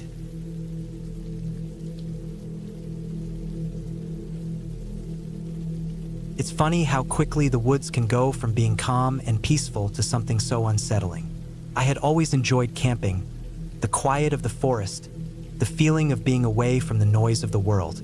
But that trip, that weekend in the woods, changed my perspective entirely. I had planned the trip with a couple of friends. A weekend out in the middle of nowhere, just us, some tents, and the wilderness. No phones, no distractions, just nature. We chose a spot that was remote enough that we wouldn't have to deal with other campers. A little clearing near a small creek, surrounded by thick trees and hills in the distance. We arrived on Friday afternoon, after a long drive up a winding dirt road. The kind of road where every turn feels like it might lead you somewhere completely different. It was still light out when we set up camp. We picked a spot near the creek, where we could hear the water running over rocks. It was peaceful, calm, the perfect place to get away from everything. I helped set up the tents and gather firewood while my friends worked on getting the campfire started. The night was typical for a camping trip. We made a simple dinner over the fire, hot dogs and beans, and talked about everything and nothing. The stars above us were bright, and the sound of the fire crackling was soothing. It was easy to forget that we were in the middle of a forest, miles away from civilization. Everything felt safe and I felt relaxed, at least at first. It was around 10:30 when things started to feel off. It wasn't anything big at first, just a feeling. One of my friends, Jake, had gone to bed early, complaining that he was tired. The rest of us stayed by the fire, roasting marshmallows and talking quietly. That's when I noticed something. At first, I thought it was just a trick of the firelight, but then I realized that there was a figure standing just beyond the treeline. I had only caught a glimpse of it, but it was enough to make my stomach twist. It was tall, maybe 6 or 7 feet, and it was standing perfectly still. I thought it might be another camper, maybe someone who had lost their way. But there was something off about the way it stood. It wasn't moving, not even the slightest. It was as if it was frozen in place, watching us. I tried to shake it off, convincing myself that it was nothing. Maybe it was just a deer or some other animal. But then I saw it again, clearer this time, just at the edge of the trees. The figure hadn't moved, but it was different. The more I stared at it, the more wrong it seemed. I'm not the type to get scared easily. I've been camping for years, and I've dealt with my share of wild animals, strange noises, and the like. But something about that figure didn't sit right with me. I glanced over at my friends, but none of them seemed to have noticed. I debated saying something, but I didn't want to freak them out. So I stayed quiet, hoping that whatever it was would go away. But it didn't. I felt the hairs on the back of my neck stand up as the night went on. The figure remained, standing motionless at the edge of the woods. At one point, I could have sworn I saw it shift just a little, but when I looked again, it was still in the same spot. I couldn't shake the feeling that it was watching us, that it knew we were there, and it was waiting. Eventually, I couldn't take it anymore. I stood up, trying to act casual, and walked over to where the figure had been. The ground was soft, covered with fallen leaves, and the air was cool and still. But when I reached the edge of the trees, there was nothing. No figure, no sign of anything out of the ordinary, just darkness. I returned to the campfire, trying to mask the unease I felt, but my heart was pounding in my chest. It didn't make sense. Maybe I had imagined it. I tried to convince myself that it was nothing, just my mind playing tricks on me. But I couldn't ignore the nagging feeling in my gut. Something was wrong. We stayed by the fire for another hour or so before calling it a night. Jake was already asleep, and the rest of us slowly retreated to our tents. I didn't sleep well. Every little noise outside, every rustle in the trees, kept me on edge. I kept thinking about that figure. Why hadn't I heard it moving? Why had it been so still, so unnatural? I woke up early the next morning, just before the sun came up. I unzipped the tent, stepping out into the cool morning air. The forest was quiet, still, like nothing had happened the night before, but I couldn't shake the feeling that something was off. It was like I was being watched, like there was something lurking just beyond my vision. I tried to brush it off, telling myself it was just the remnants of a bad dream. The others woke up a little later, and we spent the day hiking through the woods. The sun was out, and everything seemed normal, peaceful even. But I couldn't stop looking over my shoulder, wondering if that figure would appear again. By late afternoon, we were back at camp, tired from the hike but feeling good. We made another fire, cooked dinner, and started talking about plans for the next day. But as the evening wore on, I couldn't help but feel that something was wrong. The air felt heavier, the silence more pronounced. And once again, I saw it, just at the edge of the trees. The figure was back. This time, I couldn't ignore it. I pointed it out to the others, but when they looked, there was nothing there. Just the same empty forest. They laughed it off, telling me I was imagining things. But I knew what I had seen. It was standing there watching us, waiting. It didn't move, didn't make a sound. Just a tall, dark silhouette standing motionless in the trees. I felt a growing sense of dread, like something bad was about to happen. I kept my eyes on the figure, refusing to look away. I didn't want to take my eyes off it in case it disappeared again. But after what felt like an eternity, the figure finally moved. It wasn't fast, but it was deliberate. It stepped forward, slowly, its movements jerky and unnatural.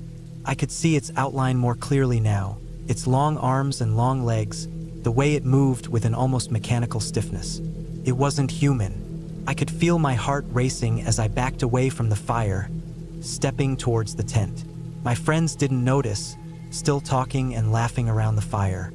But I couldn't take my eyes off the figure. It was coming closer now, moving steadily through the trees. It wasn't trying to hide. It was just walking, like it had all the time in the world. I could hear the rustling of leaves, the sound of its feet crushing twigs beneath it.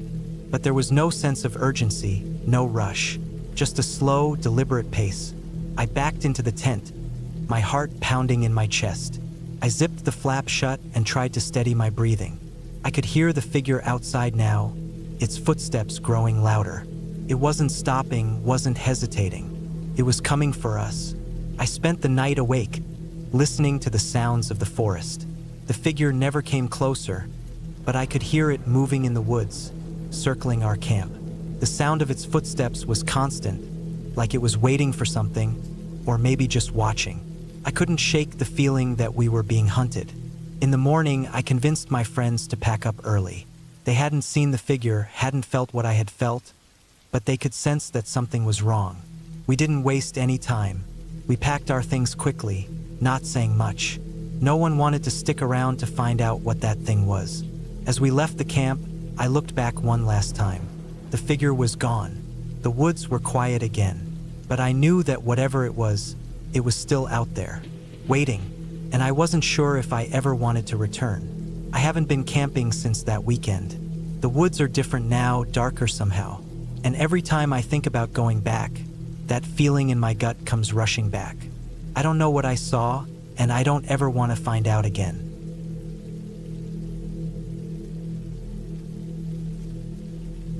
It's one of those weekends where everything just lines up perfectly. The weather's just right, not too hot, not too cold, and I finally managed to get away from the chaos of work and the stress of the city. My friends and I had been planning this camping trip for a while, and it felt like the perfect opportunity to unwind. We chose a remote spot up in the mountains, a place we'd heard about from a buddy who'd been there once but never fully explained why it was so special. That was fine by me. I was just looking for some peace and quiet, a break from the daily grind. We arrived late in the afternoon, just as the sun was dipping behind the trees. The campsite was nestled beside a creek that ran through the forest, the sound of the water making everything feel peaceful and calm. I set up my tent quickly, grateful to be away from the noise of the world for a while. The other guys were already gathering wood for a fire, and soon enough, the camp was alive with the flicker of flames, the smell of wood smoke, and the chatter of excited voices. We cracked open a few beers, laughed about nothing in particular, and started to settle into the rhythm of the evening. The forest around us was dense, the trees towering high and blocking out most of the remaining light from the sunset. The place felt like it was tucked away in a forgotten part of the world, far enough from the hustle and bustle of any city that it felt like we were in our own little corner of the universe. It was peaceful in a way that made me feel like I could breathe easier. A weight I didn't even realize I'd been carrying just lifted from my chest. Nightfall came quickly, and with it, the temperature dropped. We all huddled around the fire, adding logs to keep it blazing, but the chill started creeping in from all sides. A few of the guys joked about how they should have packed heavier jackets, but the cold didn't bother me too much. The fire was enough to keep me warm for now. It wasn't until later, when everyone else had gone to bed and I was alone by the fire, that I started to feel that strange sense of unease. The woods were too quiet now, almost unnaturally so. The normal sounds you'd expect from a forest, night birds, rustling animals, the occasional snap of a branch, were absent. It was like the forest had gone silent, and with it, my mind started to play tricks on me. I tried to shrug it off, assuming it was just my imagination running wild. The woods were big and unfamiliar, and I was probably just overthinking things. Still, there was a weird feeling in the air, something I couldn't put my finger on. The shadows seemed darker now, like they were pressing in around me. I kept telling myself that it was just the night, that it was normal to feel a little nervous when you're out in the wilderness. But as I sat there, the feeling wouldn't go away. The crackling fire was the only thing keeping the darkness at bay, but even it seemed to be fading, the logs starting to burn down to embers. I threw a few more logs onto the fire, trying to keep it going, but something in the woods beyond the light made me feel like I wasn't alone. I glanced around, but all I could see were the outlines of trees against the starry sky, their branches moving slightly in the breeze. Still, that nagging feeling stuck with me. I wasn't sure what made me decide to go for a walk, but something in me told me I needed to stretch my legs. Maybe it was just a way to shake off the weird tension I was feeling. I grabbed my flashlight and made my way down the narrow path that led deeper into the forest. The light from the flashlight barely cut through the thick underbrush, but I walked anyway, hoping it would help me clear my head. The deeper I went, the more the woods seemed to close in around me. The trees were so thick now, their trunks wide and gnarled, their branches twisting together to form a canopy that blocked out most of the moonlight.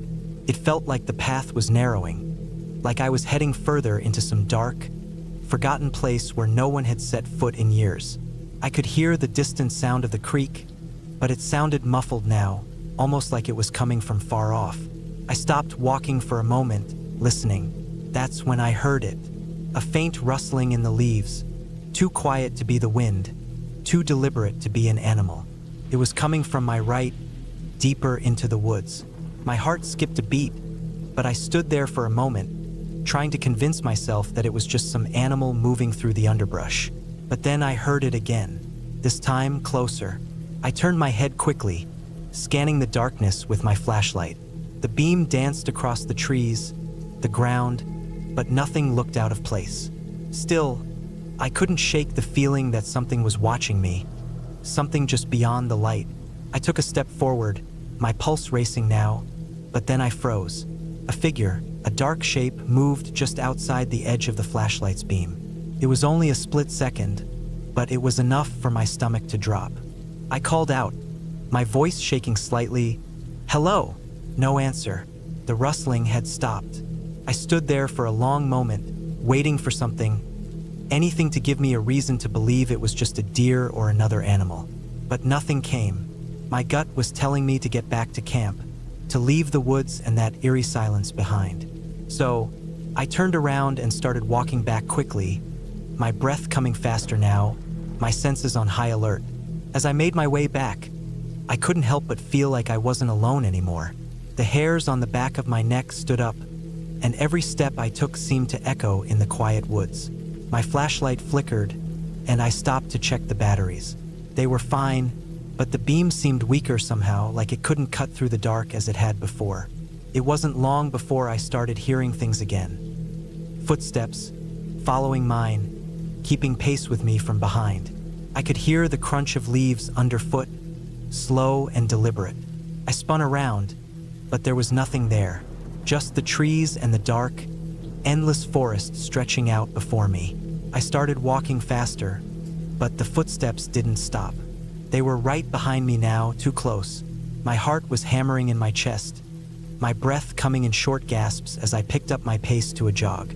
The forest was no longer a peaceful place. It felt alive, watching, waiting. By the time I made it back to the campsite, I was practically running. I burst into the clearing, my eyes wide, scanning the shadows. The campfire was still burning, but everyone else was asleep, their tents quiet and still. I grabbed my things, threw them in my bag, and stood there for a moment, trying to make sense of what had just happened. I didn't sleep that night, not a wink. The entire time, I kept hearing those footsteps, even as I sat there by the fire, even as the hours passed. I kept telling myself it was nothing, that it was all in my head, but deep down, I knew it wasn't. Something had been out there with me. Something had been watching. The next morning, I didn't tell anyone about what had happened. I just packed my stuff quietly, keeping my eyes on the woods, and made sure to leave as soon as possible. The others were all too eager to move on, and we ended up heading back to the nearest town. I could still feel the weight of the forest pressing in on me as we drove away, the woods growing smaller in the rearview mirror. I haven't gone back to that place. I'm not sure why I was so drawn to it in the first place, but after that night, I've never had the urge to return. It wasn't just the isolation of the woods. It was the feeling that someone had been out there with me, something that didn't want me there. And that's the part one can't shake. Whatever it was, it didn't want me to leave.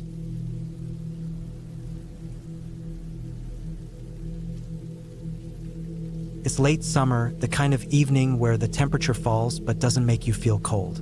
The last bit of light from the sun lingers behind the trees, and you can hear the crickets start up their song as the shadows stretch across the campsite. I'm sitting by the fire, the crackling of burning with the only sound beside the occasional rustling from the forest around me. It's peaceful, almost calming. I've been camping for years, and this spot, tucked deep in the woods, has always felt like the perfect escape. It's isolated, no roads nearby, just me and the trees and the stars overhead. I'm here alone this time, no group of friends, no family, just me. I've come up to this same spot many times before to get away from the hustle of everyday life. The campsite is set up in a small clearing, with a fire pit dug into the ground and a few large rocks surrounding it. There's a tent pitched on one side of the clearing, my gear neatly stowed inside. I've got food and water for a few days, a first aid kit, and the usual camping tools.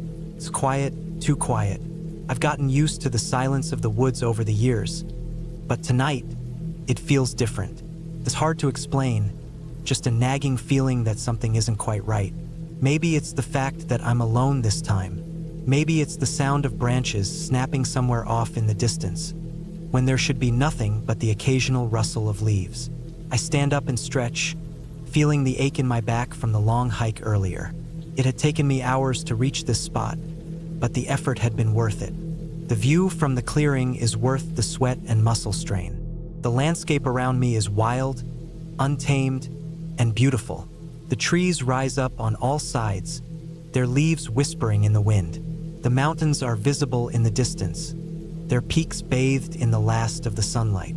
I grab the flashlight from my pack and shine it around the clearing. The beam cuts through the darkness, illuminating the trees at the edge of the campsite. Everything looks normal.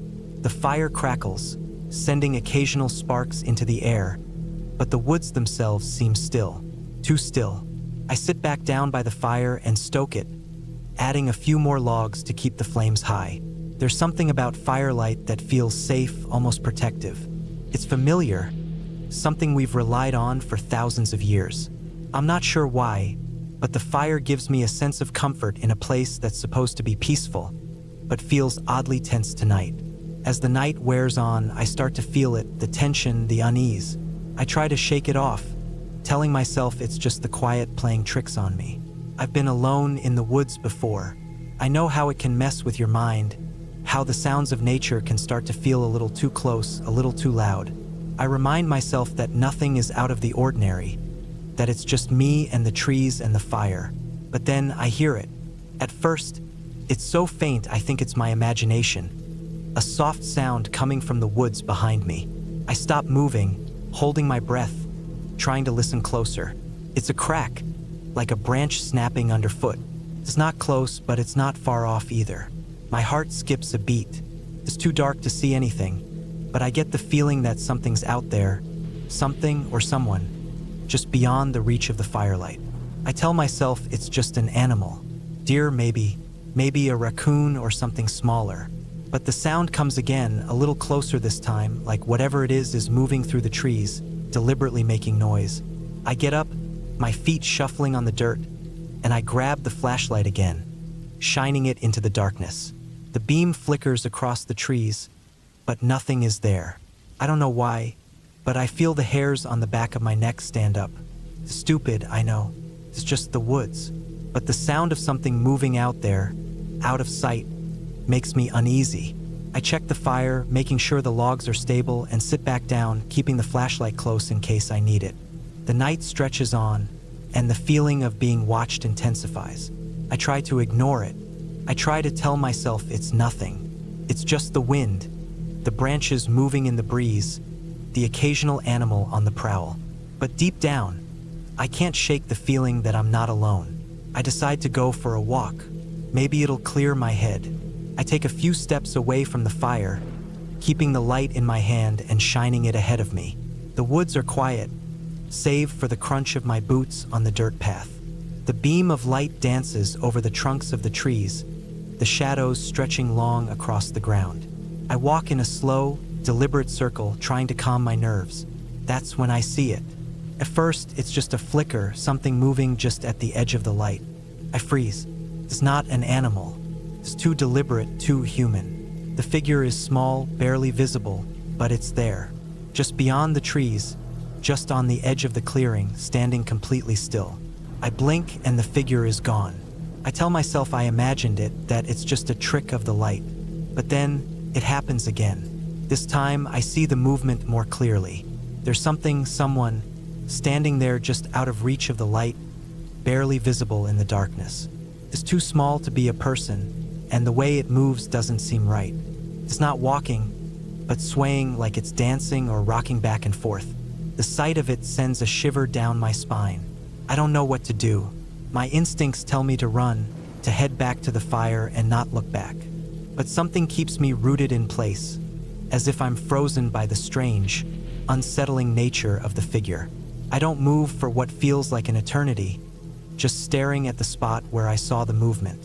Finally, I turn and walk briskly back toward the campsite, not daring to look over my shoulder. I can feel my pulse pounding in my chest. My heart is racing, and the sudden realization that I might not be alone is almost suffocating. I reach the campsite and grab the axe I've left by the fire, holding it tightly in my hands. The figure, whatever it was, is gone, but I'm still not sure if I imagined it, if it was real. I sit back down near the fire, keeping my eyes on the trees at the edge of the clearing. The flames flicker and crackle, casting long shadows on the ground. I try to tell myself that it's just the isolation, that the woods are playing tricks on me. But deep down, I know what I saw, and the feeling of being watched only grows stronger. The rest of the night passes slowly. Every little sound makes me jump. Every crackle of the fire, every rustle in the trees, makes my heart skip a beat. I stay by the fire for hours, afraid to sleep, afraid to close my eyes. The tension in the air is suffocating, and I can't shake the feeling that something is waiting for me in the darkness, just beyond the firelight. When the first light of dawn finally breaks through the trees, I feel a sense of relief. The world around me is still, calm again. The birds begin to sing, the wind rustles the leaves, and the woods seem to come alive once more. I stand up, stretching my sore muscles, and pack up my things quickly. I don't look back as I leave the campsite behind. The unease, the fear, the feeling of being watched, they all fade away as I put more distance between myself and the clearing. The woods are beautiful, but I don't think I'll come back to this spot again. Not alone, at least. Whatever I saw last night, whatever I felt, will stay with me for a long time. But one thing is clear: the woods aren't always as peaceful as they seem, and sometimes it's better to leave the darkness behind.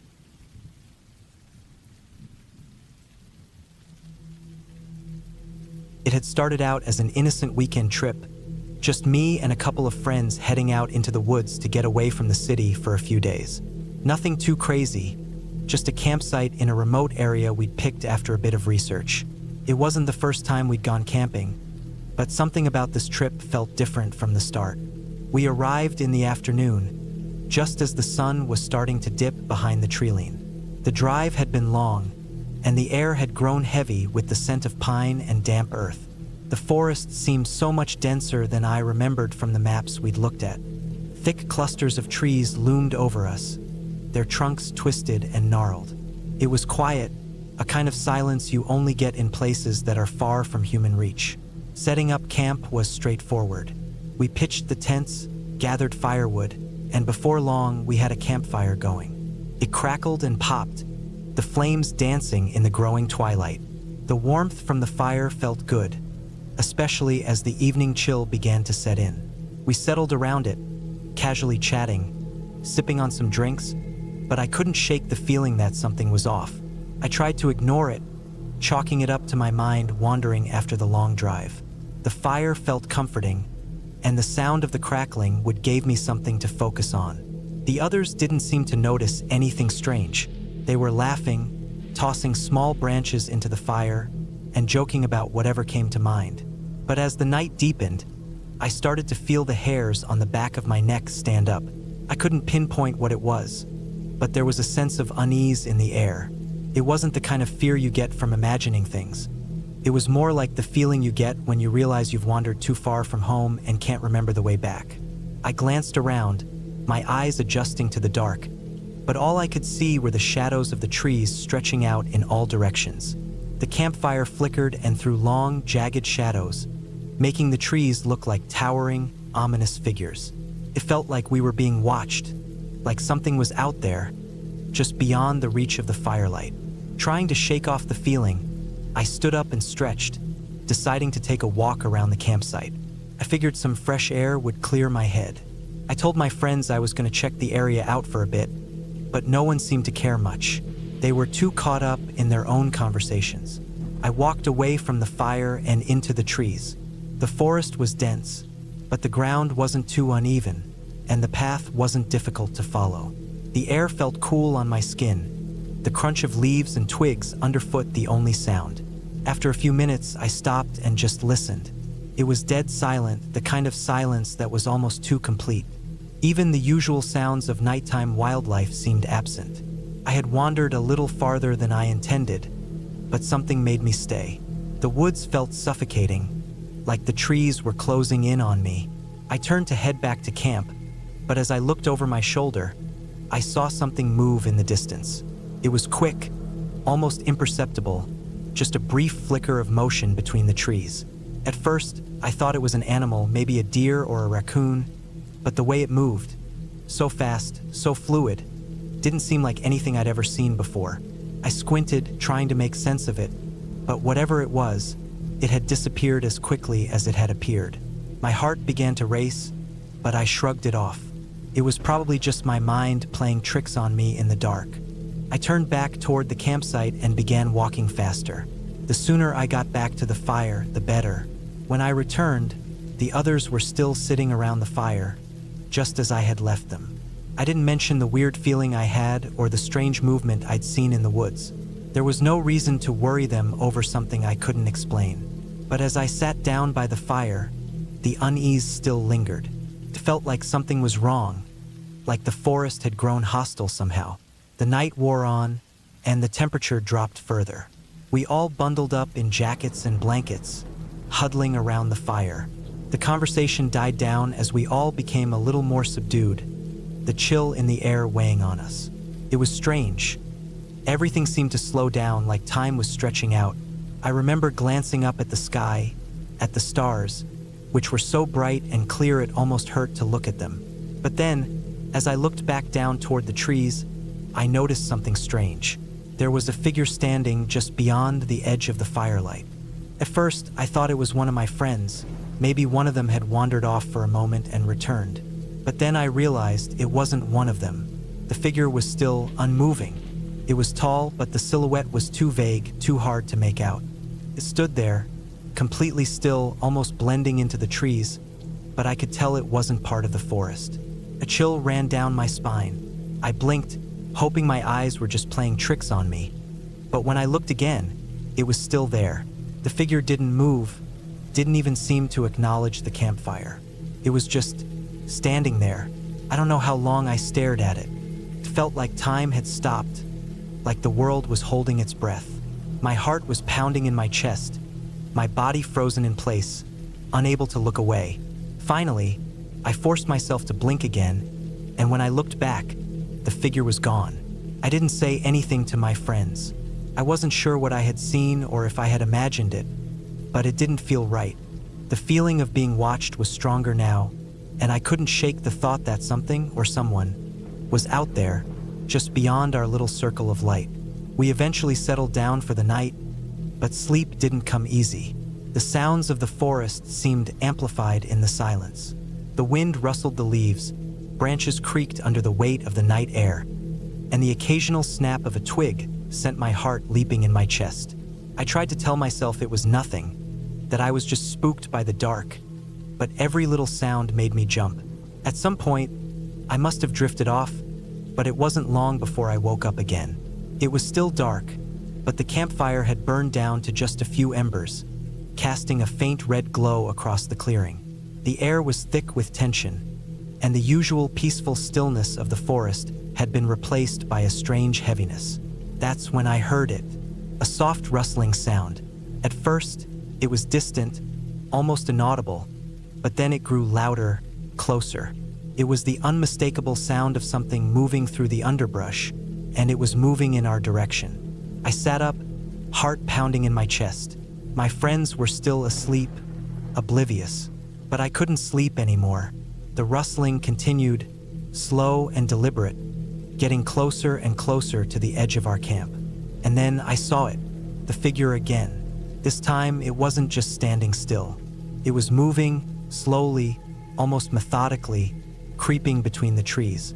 It was tall, but not quite human in the way it moved. The way its limbs extended, the way it bent unnaturally.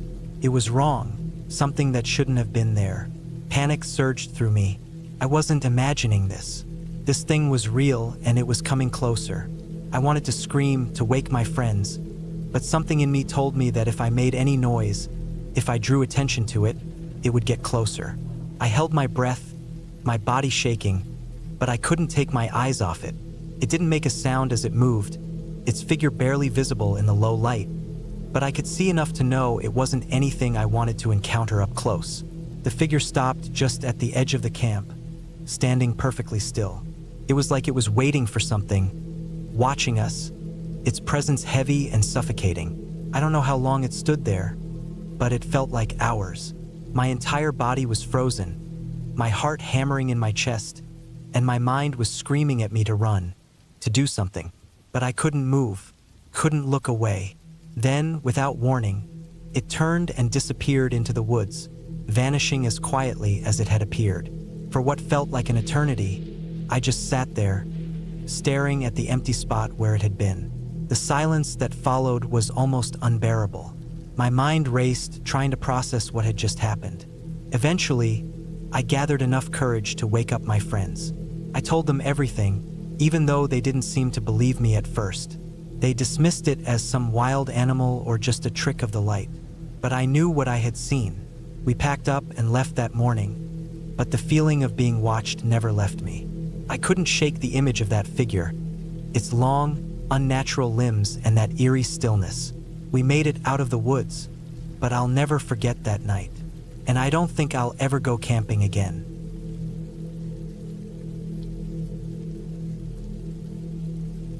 It was supposed to be a simple weekend getaway.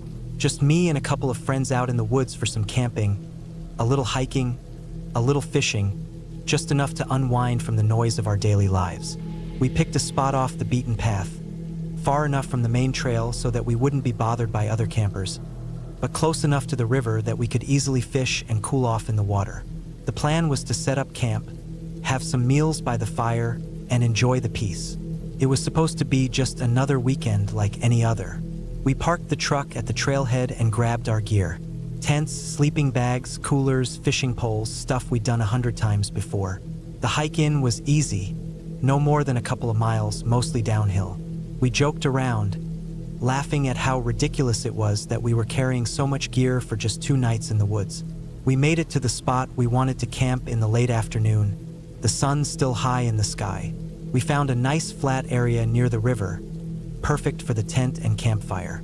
We set up camp quickly. The tent went up first, then the fire pit. We had planned to fish and cook the first night's dinner by the river, but we had forgotten the bait. So we made do with some snacks and a couple of beers. As the sun started to set, we gathered wood for the fire. The shadows grew longer, and the woods began to take on a different feel. The air cooled off, the quiet deepened, and the sounds of the animals around us seemed to grow louder as night settled in. The fire crackled, and we sat around it, talking about old times, catching up on things that we hadn't talked about in years. It was during that night, as we sat around the fire, that something felt off. First, I brushed it off. I figured it was just my imagination, or maybe the woods playing tricks on me. There were always weird little sounds when you were out in the woods. Branches creaking, the wind rustling through the leaves, the occasional snap of something in the distance. But the longer I sat there, the more unsettled I felt. I couldn't put my finger on it. It was just a feeling. I started scanning the area around us. The darkness was thick, but the firelight cast long, flickering shadows, and for a moment, I thought I saw something moving at the edge of the trees. My heart skipped a beat, but I tried to calm myself. It was probably an animal, maybe a deer or a raccoon. Still, something about the way it moved made me uneasy. It was almost too deliberate, too quiet. I told myself I was being paranoid. "Everything good?" One of my friends, Ben, asked, looking up from his phone. He must have seen my eyes darting around. "Yeah, just thought I saw something," I said, trying to play it cool. Ben didn't seem concerned. He took a swig of his beer and went back to scrolling through his phone. I forced myself to relax, but the feeling stayed. There was a pressure in the air, a sense that we were being watched. It was subtle at first, like a little itch on the back of my neck that I couldn't scratch. We went to bed a couple of hours later.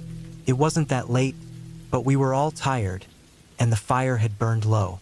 I crawled into the tent, pulled the zipper closed, and tried to settle into my sleeping bag. The ground was hard, and the air was chilly, but I didn't mind. I figured I'd fall asleep soon enough, but it wasn't that simple. The noises outside started again, louder this time. A snap of a branch, the rustle of leaves. I could hear something moving, something big enough to make a noise. It wasn't a squirrel or a bird. It was something heavier, something deliberate. I stiffened, listening closely. My friends were already snoring, deep in their own world of sleep. I lay there, staring up at the dark ceiling of the tent, my mind racing. There was no way it was a deer. It sounded too close, and the movements were too intentional. I waited for what felt like forever, straining to hear anything more. Then there it was again, a low, almost imperceptible shuffle, followed by a breathy exhale, like someone was trying to be quiet but couldn't quite manage it. I held my breath. The next noise was unmistakable, a footstep, clear and sharp in the quiet of the night. I could almost feel it under me, like the earth vibrating with the impact. It was close, too close. My heart started to race, and the feeling in the pit of my stomach tightened. I didn't know what it was, but I knew I wasn't alone out here, not in the way I thought I was. I waited, hoping it was just some animal, maybe a bear or a wild boar, but I didn't hear any more rustling leaves or animal sounds. No more birds, no more crickets. The forest had fallen silent.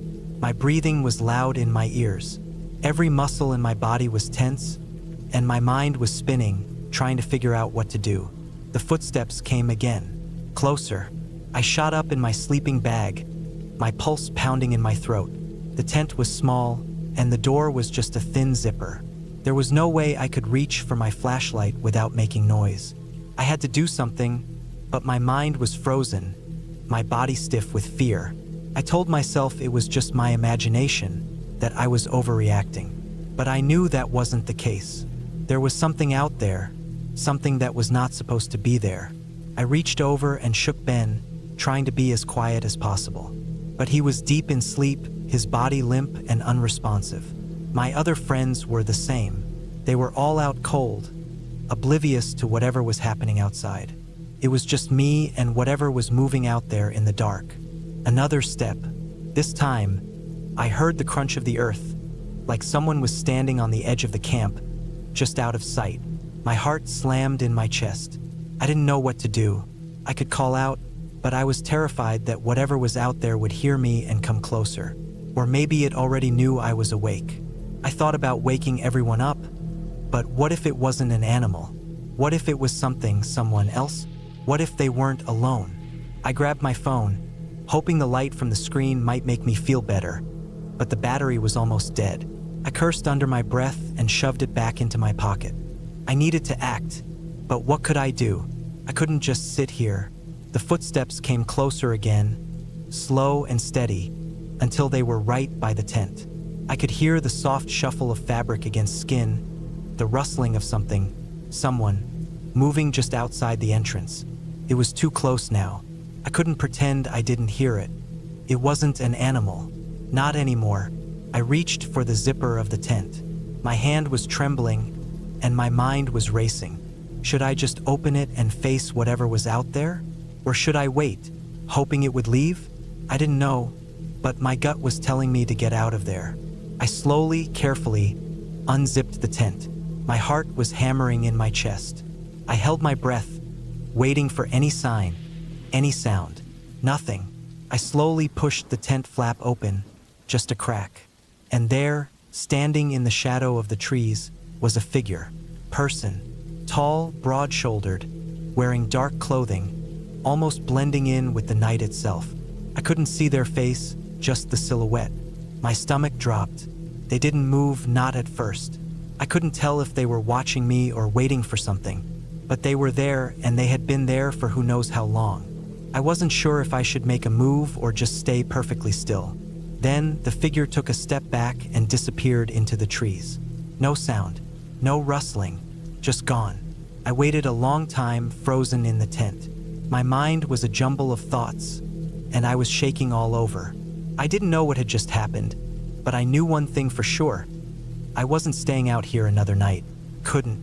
I woke everyone up after what felt like an eternity. They were groggy and confused, but when I explained what had happened, they didn't question me. We packed up our things in a hurry, not caring about the mess we left behind. We didn't stop until we were back at the trailhead, far away from that place. We didn't talk about it on the way out, and when we got back to the truck, none of us said a word. I think we all knew that something wasn't right. We had been watched, and whatever it wasn't an animal. It wasn't a bear or a boar. It was something else. That was the last time I went camping in the woods like that. I still go out on hikes, but I stay on the main trails now where people are around.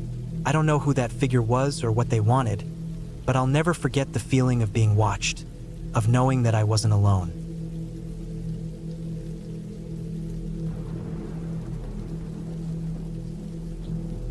I was excited about this camping trip. It wasn't my first time in the woods, but it had been a while since I'd last gone. The thought of getting out of the city, away from all the noise, the lights, and the constant buzzing of daily life, felt like the perfect way to clear my head. I had planned the trip for a few weeks, choosing a remote spot by a quiet stream far off the beaten path. I packed up my tent, a small backpack of supplies, and a sleeping bag, thinking that a couple of days in the wild would be just what I needed to relax. I headed out alone. I didn't mind being by myself. Actually, I preferred it. I liked the solitude. It gave me time to think, reflect, and just enjoy the peace that only nature could offer. The drive out was smooth, with the road eventually turning into a dirt path. After about an hour of bumping along, I reached the spot I had chosen, parked my car, and started to unload. The sun was already dipping behind the trees when I set up camp. I worked quickly, staking the tent into the soft ground by the stream. The sound of the water gently flowing was soothing, and the smell of pine filled the air. As nightfall came, the woods around me seemed to close in, casting long shadows between the trunks. I built a small fire and sat down near it, pulling out some snacks and a drink. The fire crackled, and the warmth felt good against the chill in the air. I could hear the occasional rustle in the leaves, the calls of birds or distant animals, but overall, it was peaceful. As darkness settled, I found myself gazing into the flames. My thoughts wandered. I tried not to focus too much on the isolation of it all. Being alone in the woods like this was normal, right? I had done it before. Yet, there was something off about this trip. Maybe it was just the unfamiliarity of the place. I had never camped here before, and I didn't know much about the area. I checked my watch. It was getting late. I had planned on going to bed early, but something made me hesitate. I felt the urge to step away from the fire for a moment, so I walked a few feet into the woods, just to stretch my legs. I stayed close to the camp, not wanting to wander too far. The ground was soft beneath my boots, and the forest seemed to be holding its breath. I couldn't help but feel that someone, or something, was watching me. I turned around, scanning the trees, but nothing moved. The wind had died down, and the woods were eerily silent. I shrugged it off, blaming the quiet for playing tricks on me. I returned to the fire and sat down again, though my sense of unease didn't completely go away. The night stretched on. I added more wood to the fire and settled into my sleeping bag by the warmth, my eyes beginning to grow heavy. At some point, I drifted into a light sleep. The crackling of the fire and the sounds of the forest blended together into a quiet hum. But then, I was awakened by a noise. It was faint at first, like something brushing against the leaves or stepping through the undergrowth. I sat up, straining to listen. The noise came again, this time louder. It was coming from the trees, not far from my camp. My heart began to beat faster. I stood up, trying to remain calm. I knew that animals roamed these woods, but this didn't feel like the usual rustling of small creatures. The noise was deliberate, almost as if someone, or something, was moving carefully through the woods, trying to stay hidden. I grabbed the flashlight from my bag and clicked it on, the beam cutting through the darkness. My eyes darted around, scanning the trees. There was nothing, no sign of movement, no shadow slipping between the trunks. I exhaled, embarrassed by my jumpiness. It had to be an animal, I told myself. A deer, maybe, or a raccoon. It's nothing, but the feeling in my gut didn't go away. I couldn't shake the sense that I wasn't alone. I forced myself to sit back down by the fire, telling myself I was overreacting. It was late and I was just tired. I needed sleep. I stayed awake for a while longer, staring into the fire, but eventually, sleep claimed me again. This time, though, I didn't rest as peacefully as before. I kept tossing and turning, each time waking up to the unsettling silence of the woods around me. Every rustle of the leaves or crack of a twig made me jump. At some point in the night, I heard it again. The sound, closer this time. It wasn't just a random rustle. It was a steady, deliberate movement through the forest, like footsteps, slow and cautious. I froze, my blood running cold. I could hear the faint sound of breathing, ragged, almost as if it was trying to be quiet. I strained my ears, trying to pinpoint the source. It was right behind me. I whipped my head around, shining the flashlight in all directions. The beam flickered, then caught something, a shadow moving between the trees. It wasn't an animal. The figure was too large, too human. I couldn't make out any details, but I knew someone was out there. My pulse pounded in my ears. The figure was still. I waited, my breath catching in my throat. Then, without warning, it darted deeper into the trees, disappearing into the darkness. I sat there for a moment, frozen in shock. Should I follow? Should I call for help? But there was no one out here. I was completely alone. The thought of going after it, whatever it was, terrified me. My mind raced with possibilities. Could it be another camper? Someone lost? Or was it something else? I waited for what felt like an eternity, staring into the blackness, hoping to hear something that would make sense of what I'd just seen. But there was nothing. No sound. No movement. Eventually, I stood up, my legs shaky. I grabbed my backpack and flashlight, determined to leave. Whatever it was, I didn't want to find out. I was done. I wasn't sticking around to see what else might happen. I took a few steps toward the road where I had parked my car, but then I stopped. The sound of footsteps, slow and measured, echoed through the trees behind me. I turned around, my heart hammering in my chest. The figure was there again, standing just at the edge of the trees, watching me. My flashlight flickered weakly, casting a pale glow on the figure. I couldn't make out any features, but I felt its eyes on me. It was almost like it was waiting for something, waiting for me to make a move. Panic surged in my chest. I started walking, then breaking into a run, heading straight for my car. My mind was racing, but I couldn't think clearly. All I could focus on was the sound of those footsteps following me, step by step, as if it were right behind me. I reached my car in a matter of seconds, throwing open the door and jumping inside. My hands were shaking as I fumbled with the keys, starting the engine. The headlights illuminated the dark road ahead, but I didn't look back. I didn't dare to. I sped down the dirt path, the car bouncing along the uneven ground. My heart still thudded in my chest as I drove faster and faster, not stopping until I reached the main road. Only then did I finally slow down, my breathing ragged and uneven. I glanced in the rearview mirror. There was no one there. I drove the rest of the way home in silence, not daring to stop. The woods, the figure, the footsteps. It all felt so surreal, like a nightmare I couldn't shake. I couldn't explain what had happened. I didn't want to. When I finally got home, I sat in my car for a long time, just staring at the house. The unease still lingered in my chest, gnawing at me. I couldn't get rid of the feeling that something had been out there, watching me, waiting for me to make a mistake.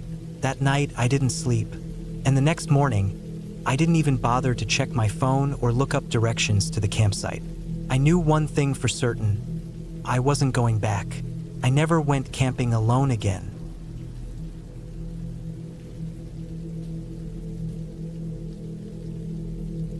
It was supposed to be a quiet weekend getaway.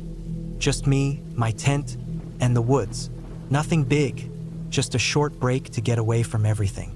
I had packed light, a small backpack with a few essentials, some food, a flashlight, and a blanket for the cold nights. I'd always enjoyed camping, and this spot was one I'd been to before. A remote little place tucked in the backwoods where the trails were quiet, and there wasn't another soul for miles. The perfect spot for solitude. When I arrived, the sun was just beginning to dip behind the trees, casting long shadows across the dirt path. The air was cool but not cold, and the leaves rustled in the breeze. There's something calming about the woods at that hour, the soft chirping of crickets and the occasional distant call of a bird. I had always found peace in nature, so I started setting up my tent right away. I wasn't in a hurry, but the fading light reminded me I didn't want to be caught in the dark with no shelter. I pitched my tent without much trouble, enjoying the process, the way the fabric stretched over the poles, the satisfying sound of the stakes going into the ground. Once it was up, I gathered some dry wood to start a small fire. A campfire was always comforting, especially when you're alone. It wasn't too chilly yet, but it would get colder once the sun was gone completely. The fire crackled to life with the first strike of the match, and soon I had a small flame flickering in front of me. Sitting back on a fallen log, I watched the flames dance. The smell of burning wood mixed with the fresh, earthy scent of the forest. I pulled my jacket tighter around me and took a deep breath. Everything felt right. I had been living in the city for so long, and I had forgotten how soothing it could be to just sit, listen to the sounds of nature, and not have to think about anything else. The fire was the only light for miles. The night crept in slowly, and with it, the temperature dropped. I pulled out a small book and began to read, the crackling of the fire and the occasional rustling in the trees providing a backdrop to the quiet. But after a while, I couldn't shake the feeling that something was off. First, I tried to ignore it. I had been in the woods many times before, and the sounds of the forest were nothing new. But this was different. There was something distant, like a presence just beyond my line of sight. Every time I looked around, the woods seemed deeper, the shadows darker. It was as if the trees themselves were holding their breath. I chalked it up to my mind playing tricks on me, so I forced myself to focus on my book. But the feeling didn't go away. It was subtle at first, just the sound of something faint like footsteps in the underbrush, far off, but not far enough to be animals. Something heavier, human-like. I told myself it was probably just a deer, or maybe a larger animal wandering through. The forest had plenty of wildlife, after all. But still, the hairs on the back of my neck stood up. I tried to ignore it, but the feeling persisted. There was something out there. I couldn't put my finger on it, but I knew it. I stood up and threw another log on the fire, hoping the extra light and heat would ease the creeping anxiety. The flames snapped and popped, and for a moment it seemed to help. But then, just as I was about to sit back down, I heard it. A snap. A branch breaking under the weight of something heavy. I froze. My first instinct was to grab my flashlight, but I didn't want to make a sound. I slowly crouched down beside the fire, my eyes scanning the darkness beyond the circle of light. My breath caught in my throat, and I held still, waiting. The silence was suffocating, but only for a moment. Then I heard it again, louder this time. A footstep, then another. Someone was definitely out there, moving slowly, deliberately. I didn't move. My pulse was racing, my skin cold with fear. I didn't know what to do. Should I call out? Should I run? But where would I go? I was deep in the woods, miles from the nearest road. It would be dark soon, and I'd be completely exposed. I stayed low, hoping whoever or whatever it was would leave me alone. But the footsteps didn't stop. They were getting closer. And I realized then that they weren't following a natural rhythm. They weren't the random steps of an animal. They were deliberate, like a person trying to be quiet, trying to sneak up on me. I felt my heart pounding in my chest. I had to do something, anything. I grabbed my flashlight and turned it on, aiming the beam into the darkness where I had heard the steps. It cut through the trees, briefly illuminating the underbrush and the thick shadows beyond. But there was nothing there. No movement. No sign of anyone. I tried to calm my breathing, trying to make sense of what was happening. But every time I relaxed even slightly, the steps returned. Closer now. I could hear the crunch of dirt and leaves beneath the weight of boots. My mind raced, trying to think of a way out, but I couldn't seem to get my thoughts straight. I had no phone signal, and the nearest ranger station was miles away. If something had gone wrong, I was alone out here. The fire flickered as the wind picked up, sending a shiver through me. I had never felt so exposed before, so vulnerable. Whoever or whatever was out there, I could feel them watching me, waiting. Then, in the distance, I heard something new. A faint whisper, barely audible over the crackling of the fire. It was strange, disjointed, like a murmur carried by the wind. I couldn't make out the words, but it was definitely there, as clear as the sound of footsteps. I stood frozen, my flashlight trembling in my hand. The whisper came again, this time closer. My stomach dropped, and every part of me screamed to run. But where could I go? The woods stretched endlessly in all directions. The path I had come in on was too far away to reach in time, and the dark night made everything seem impossible to navigate. And then, just as suddenly as it had started, the footsteps stopped. The whispering ceased. The only sound was the fire, crackling softly in the night. I stayed there for what felt like hours, not daring to move, listening for any sign of life. My heart was still pounding in my chest, but eventually, the silence became too much. My mind raced, searching for explanations, but none seemed to make sense. I hadn't seen anything, no person, no animal, nothing. Yet, I knew something had been there, just beyond the firelight. Finally, I gathered the courage to grab my things and crawl into my tent. I locked the flap, securing myself inside, and tried to calm my mind. The fire outside cast flickering shadows on the tent walls, and the wind rustled the trees. I lay there, wide awake, unable to sleep, staring at the dim glow of the fire through the fabric. I never figured out what happened that night. There was no sign of anyone in the morning. No tracks in the dirt, no disturbances. It was as if whoever or whatever it was had never been there at all. But I couldn't shake the feeling that something had been watching me. I left early that morning. I didn't bother to pack up the tent or gather my things neatly. I just grabbed what I could and hiked back to my car. The woods felt different on my way out. Empty, almost lifeless. And I never went back. It wasn't until years later that I learned about a string of disappearances in the area. People who had vanished without a trace, deep in the same woods where I had camped. I don't know if that was related to what happened to me, but I never doubted what I felt that night. Sometimes the woods are more than just trees and trails. And sometimes you don't want to know what's lurking just beyond the light.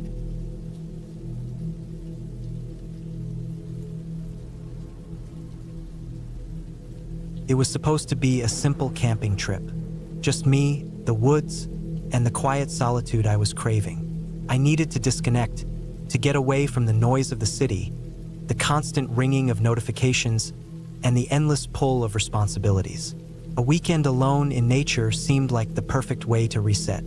I had everything packed: the tent, the sleeping bag, some cans of beans, and my trusty old camping stove. My phone was left behind purposefully. I wasn't going to need it. I drove up to the campsite early Friday evening. The sky was still bright, the sun dipping just enough to create a cool breeze that rustled the leaves. The air smelled fresh, like pine and earth. I parked the car near the trailhead and grabbed my gear, beginning the short hike into the woods to my designated camping area. The spot I picked was secluded, off the main trail, with a small creek nearby and a good clearing for the tent. I liked it because I knew it would be quiet. No one would be walking by and I wouldn't be bothered. It felt like the perfect spot to get away from it all. Setting up camp was easy. I unfurled the tent, laid out the tarp, and hammered in the stakes. The fire pit was a little overgrown, but I cleaned it up, collecting dry wood and starting a fire. The sun was low now, and the fire crackled softly, casting long shadows in the fading light. I sat by the fire for a while, watching the orange flames dance, warming my hands. It wasn't until later, when the darkness fully settled in, that I noticed the first strange thing. At first, it was just a faint noise, a rustling coming from the woods to my left. I figured it was just an animal, maybe a raccoon or deer, something harmless. But the longer I listened, the more it felt like the sound was deliberate, like something was moving around in a pattern. I shook it off. After all, I was in the woods. Animals made noises. It was nothing. But then there was a snap of a twig, sharp and close. I froze. I hadn't heard anything approach. The fire flickered, casting strange shadows across the trees. I leaned forward, peering into the darkness, trying to see if there was something, or someone, moving just beyond the firelight. I heard it again, a low, purposeful rustling. I stood up, slowly, my hand reaching for the flashlight I kept in my bag. The beam cut through the darkness, moving over the underbrush, illuminating nothing but trees and rocks. I scanned the area, heart pounding now. The sound stopped. I told myself it was just my nerves. Maybe a branch had fallen or an animal had moved in the undergrowth. But I couldn't shake the feeling that I wasn't alone. I shrugged it off as paranoia and went back to the fire, poking it with a stick. The warmth was comforting. The crackling of the fire was soothing, and slowly, the tension in my shoulders loosened. But the feeling didn't go away. Hours passed, and I sat there, alone in the dark with only the fire to keep me company. My mind kept drifting back to the sounds I'd heard. What if it wasn't just an animal? What if it was someone? A person out here in the middle of nowhere? It didn't make sense, though. Who would be out this far, especially this late? I kept telling myself it was nothing. Just the wind, maybe, or a bear. But the more I thought about it, the less sense that made. If it was a bear, it wouldn't be making those specific, deliberate sounds. And if it was a person, well, I didn't want to think about that. The fire was beginning to die down when I heard something else. A voice. It was so faint at first, I thought it was just the wind again. But no, it wasn't the wind. It was a voice, low, too far away to make out the words. My body tensed, and I instinctively grabbed the flashlight again, shining it around in a circle, the beam cutting through the night. Nothing. The woods were silent now, almost too silent. I sat still for a long time, listening, waiting for the voice again. but there was only the sound of the fire crackling and the occasional rustle of leaves in the wind. Eventually, I decided to go to bed. I zipped myself into the tent and lay there, staring up at the canvas ceiling. The woods felt too quiet now, too still. It wasn't just the lack of noise, it was the absence of everything. No animals, no wind, no insects, just silence. And in that silence, every little noise seemed amplified. The crack of a twig in the distance, the rustle of leaves, my own breathing. It all felt too loud. I must have eventually drifted off because the next thing I knew, I was awake. The moon was high in the sky, casting a pale light into the tent. I heard it again, an unmistakable noise. Footsteps, slow, deliberate, like someone was walking just outside the tent. I held my breath, straining to listen. It wasn't an animal this time. It was human. There was no mistaking it. The footsteps were too regular, too paced. I froze, my heart thudding in my chest. I wanted to get up, to do something, but my body wouldn't move. I kept my eyes on the entrance of the tent, waiting for something, anything, to happen. The footsteps continued for what felt like an eternity, each step dragging on in the cold night air. Then, just as suddenly as they had started, the footsteps stopped. The silence that followed was suffocating. I didn't move. I didn't make a sound. Couldn't. My mind was racing, my thoughts a blur. What was going on? Who was out there? I lay there, motionless, until the first light of dawn began to creep in through the trees. Only then did I dare move, slowly unzipping the tent and peering outside. There was nothing. No sign of anyone, no footprints, nothing that would suggest someone had been there. I don't know what happened that night. I didn't hear anything else after that, and the rest of the weekend passed without incident. But the feeling of being watched didn't leave me. The unease followed me, even as I packed up and left the campsite. I'll never forget the footsteps in the night, the feeling of being surrounded by something I couldn't see. It stayed with me long after I returned to the city, long after the trip was over. It was a reminder that sometimes the woods are more than just a peaceful escape. Sometimes they hold something else, something that doesn't want you there. But I'll never know for sure, and maybe that's the scariest part.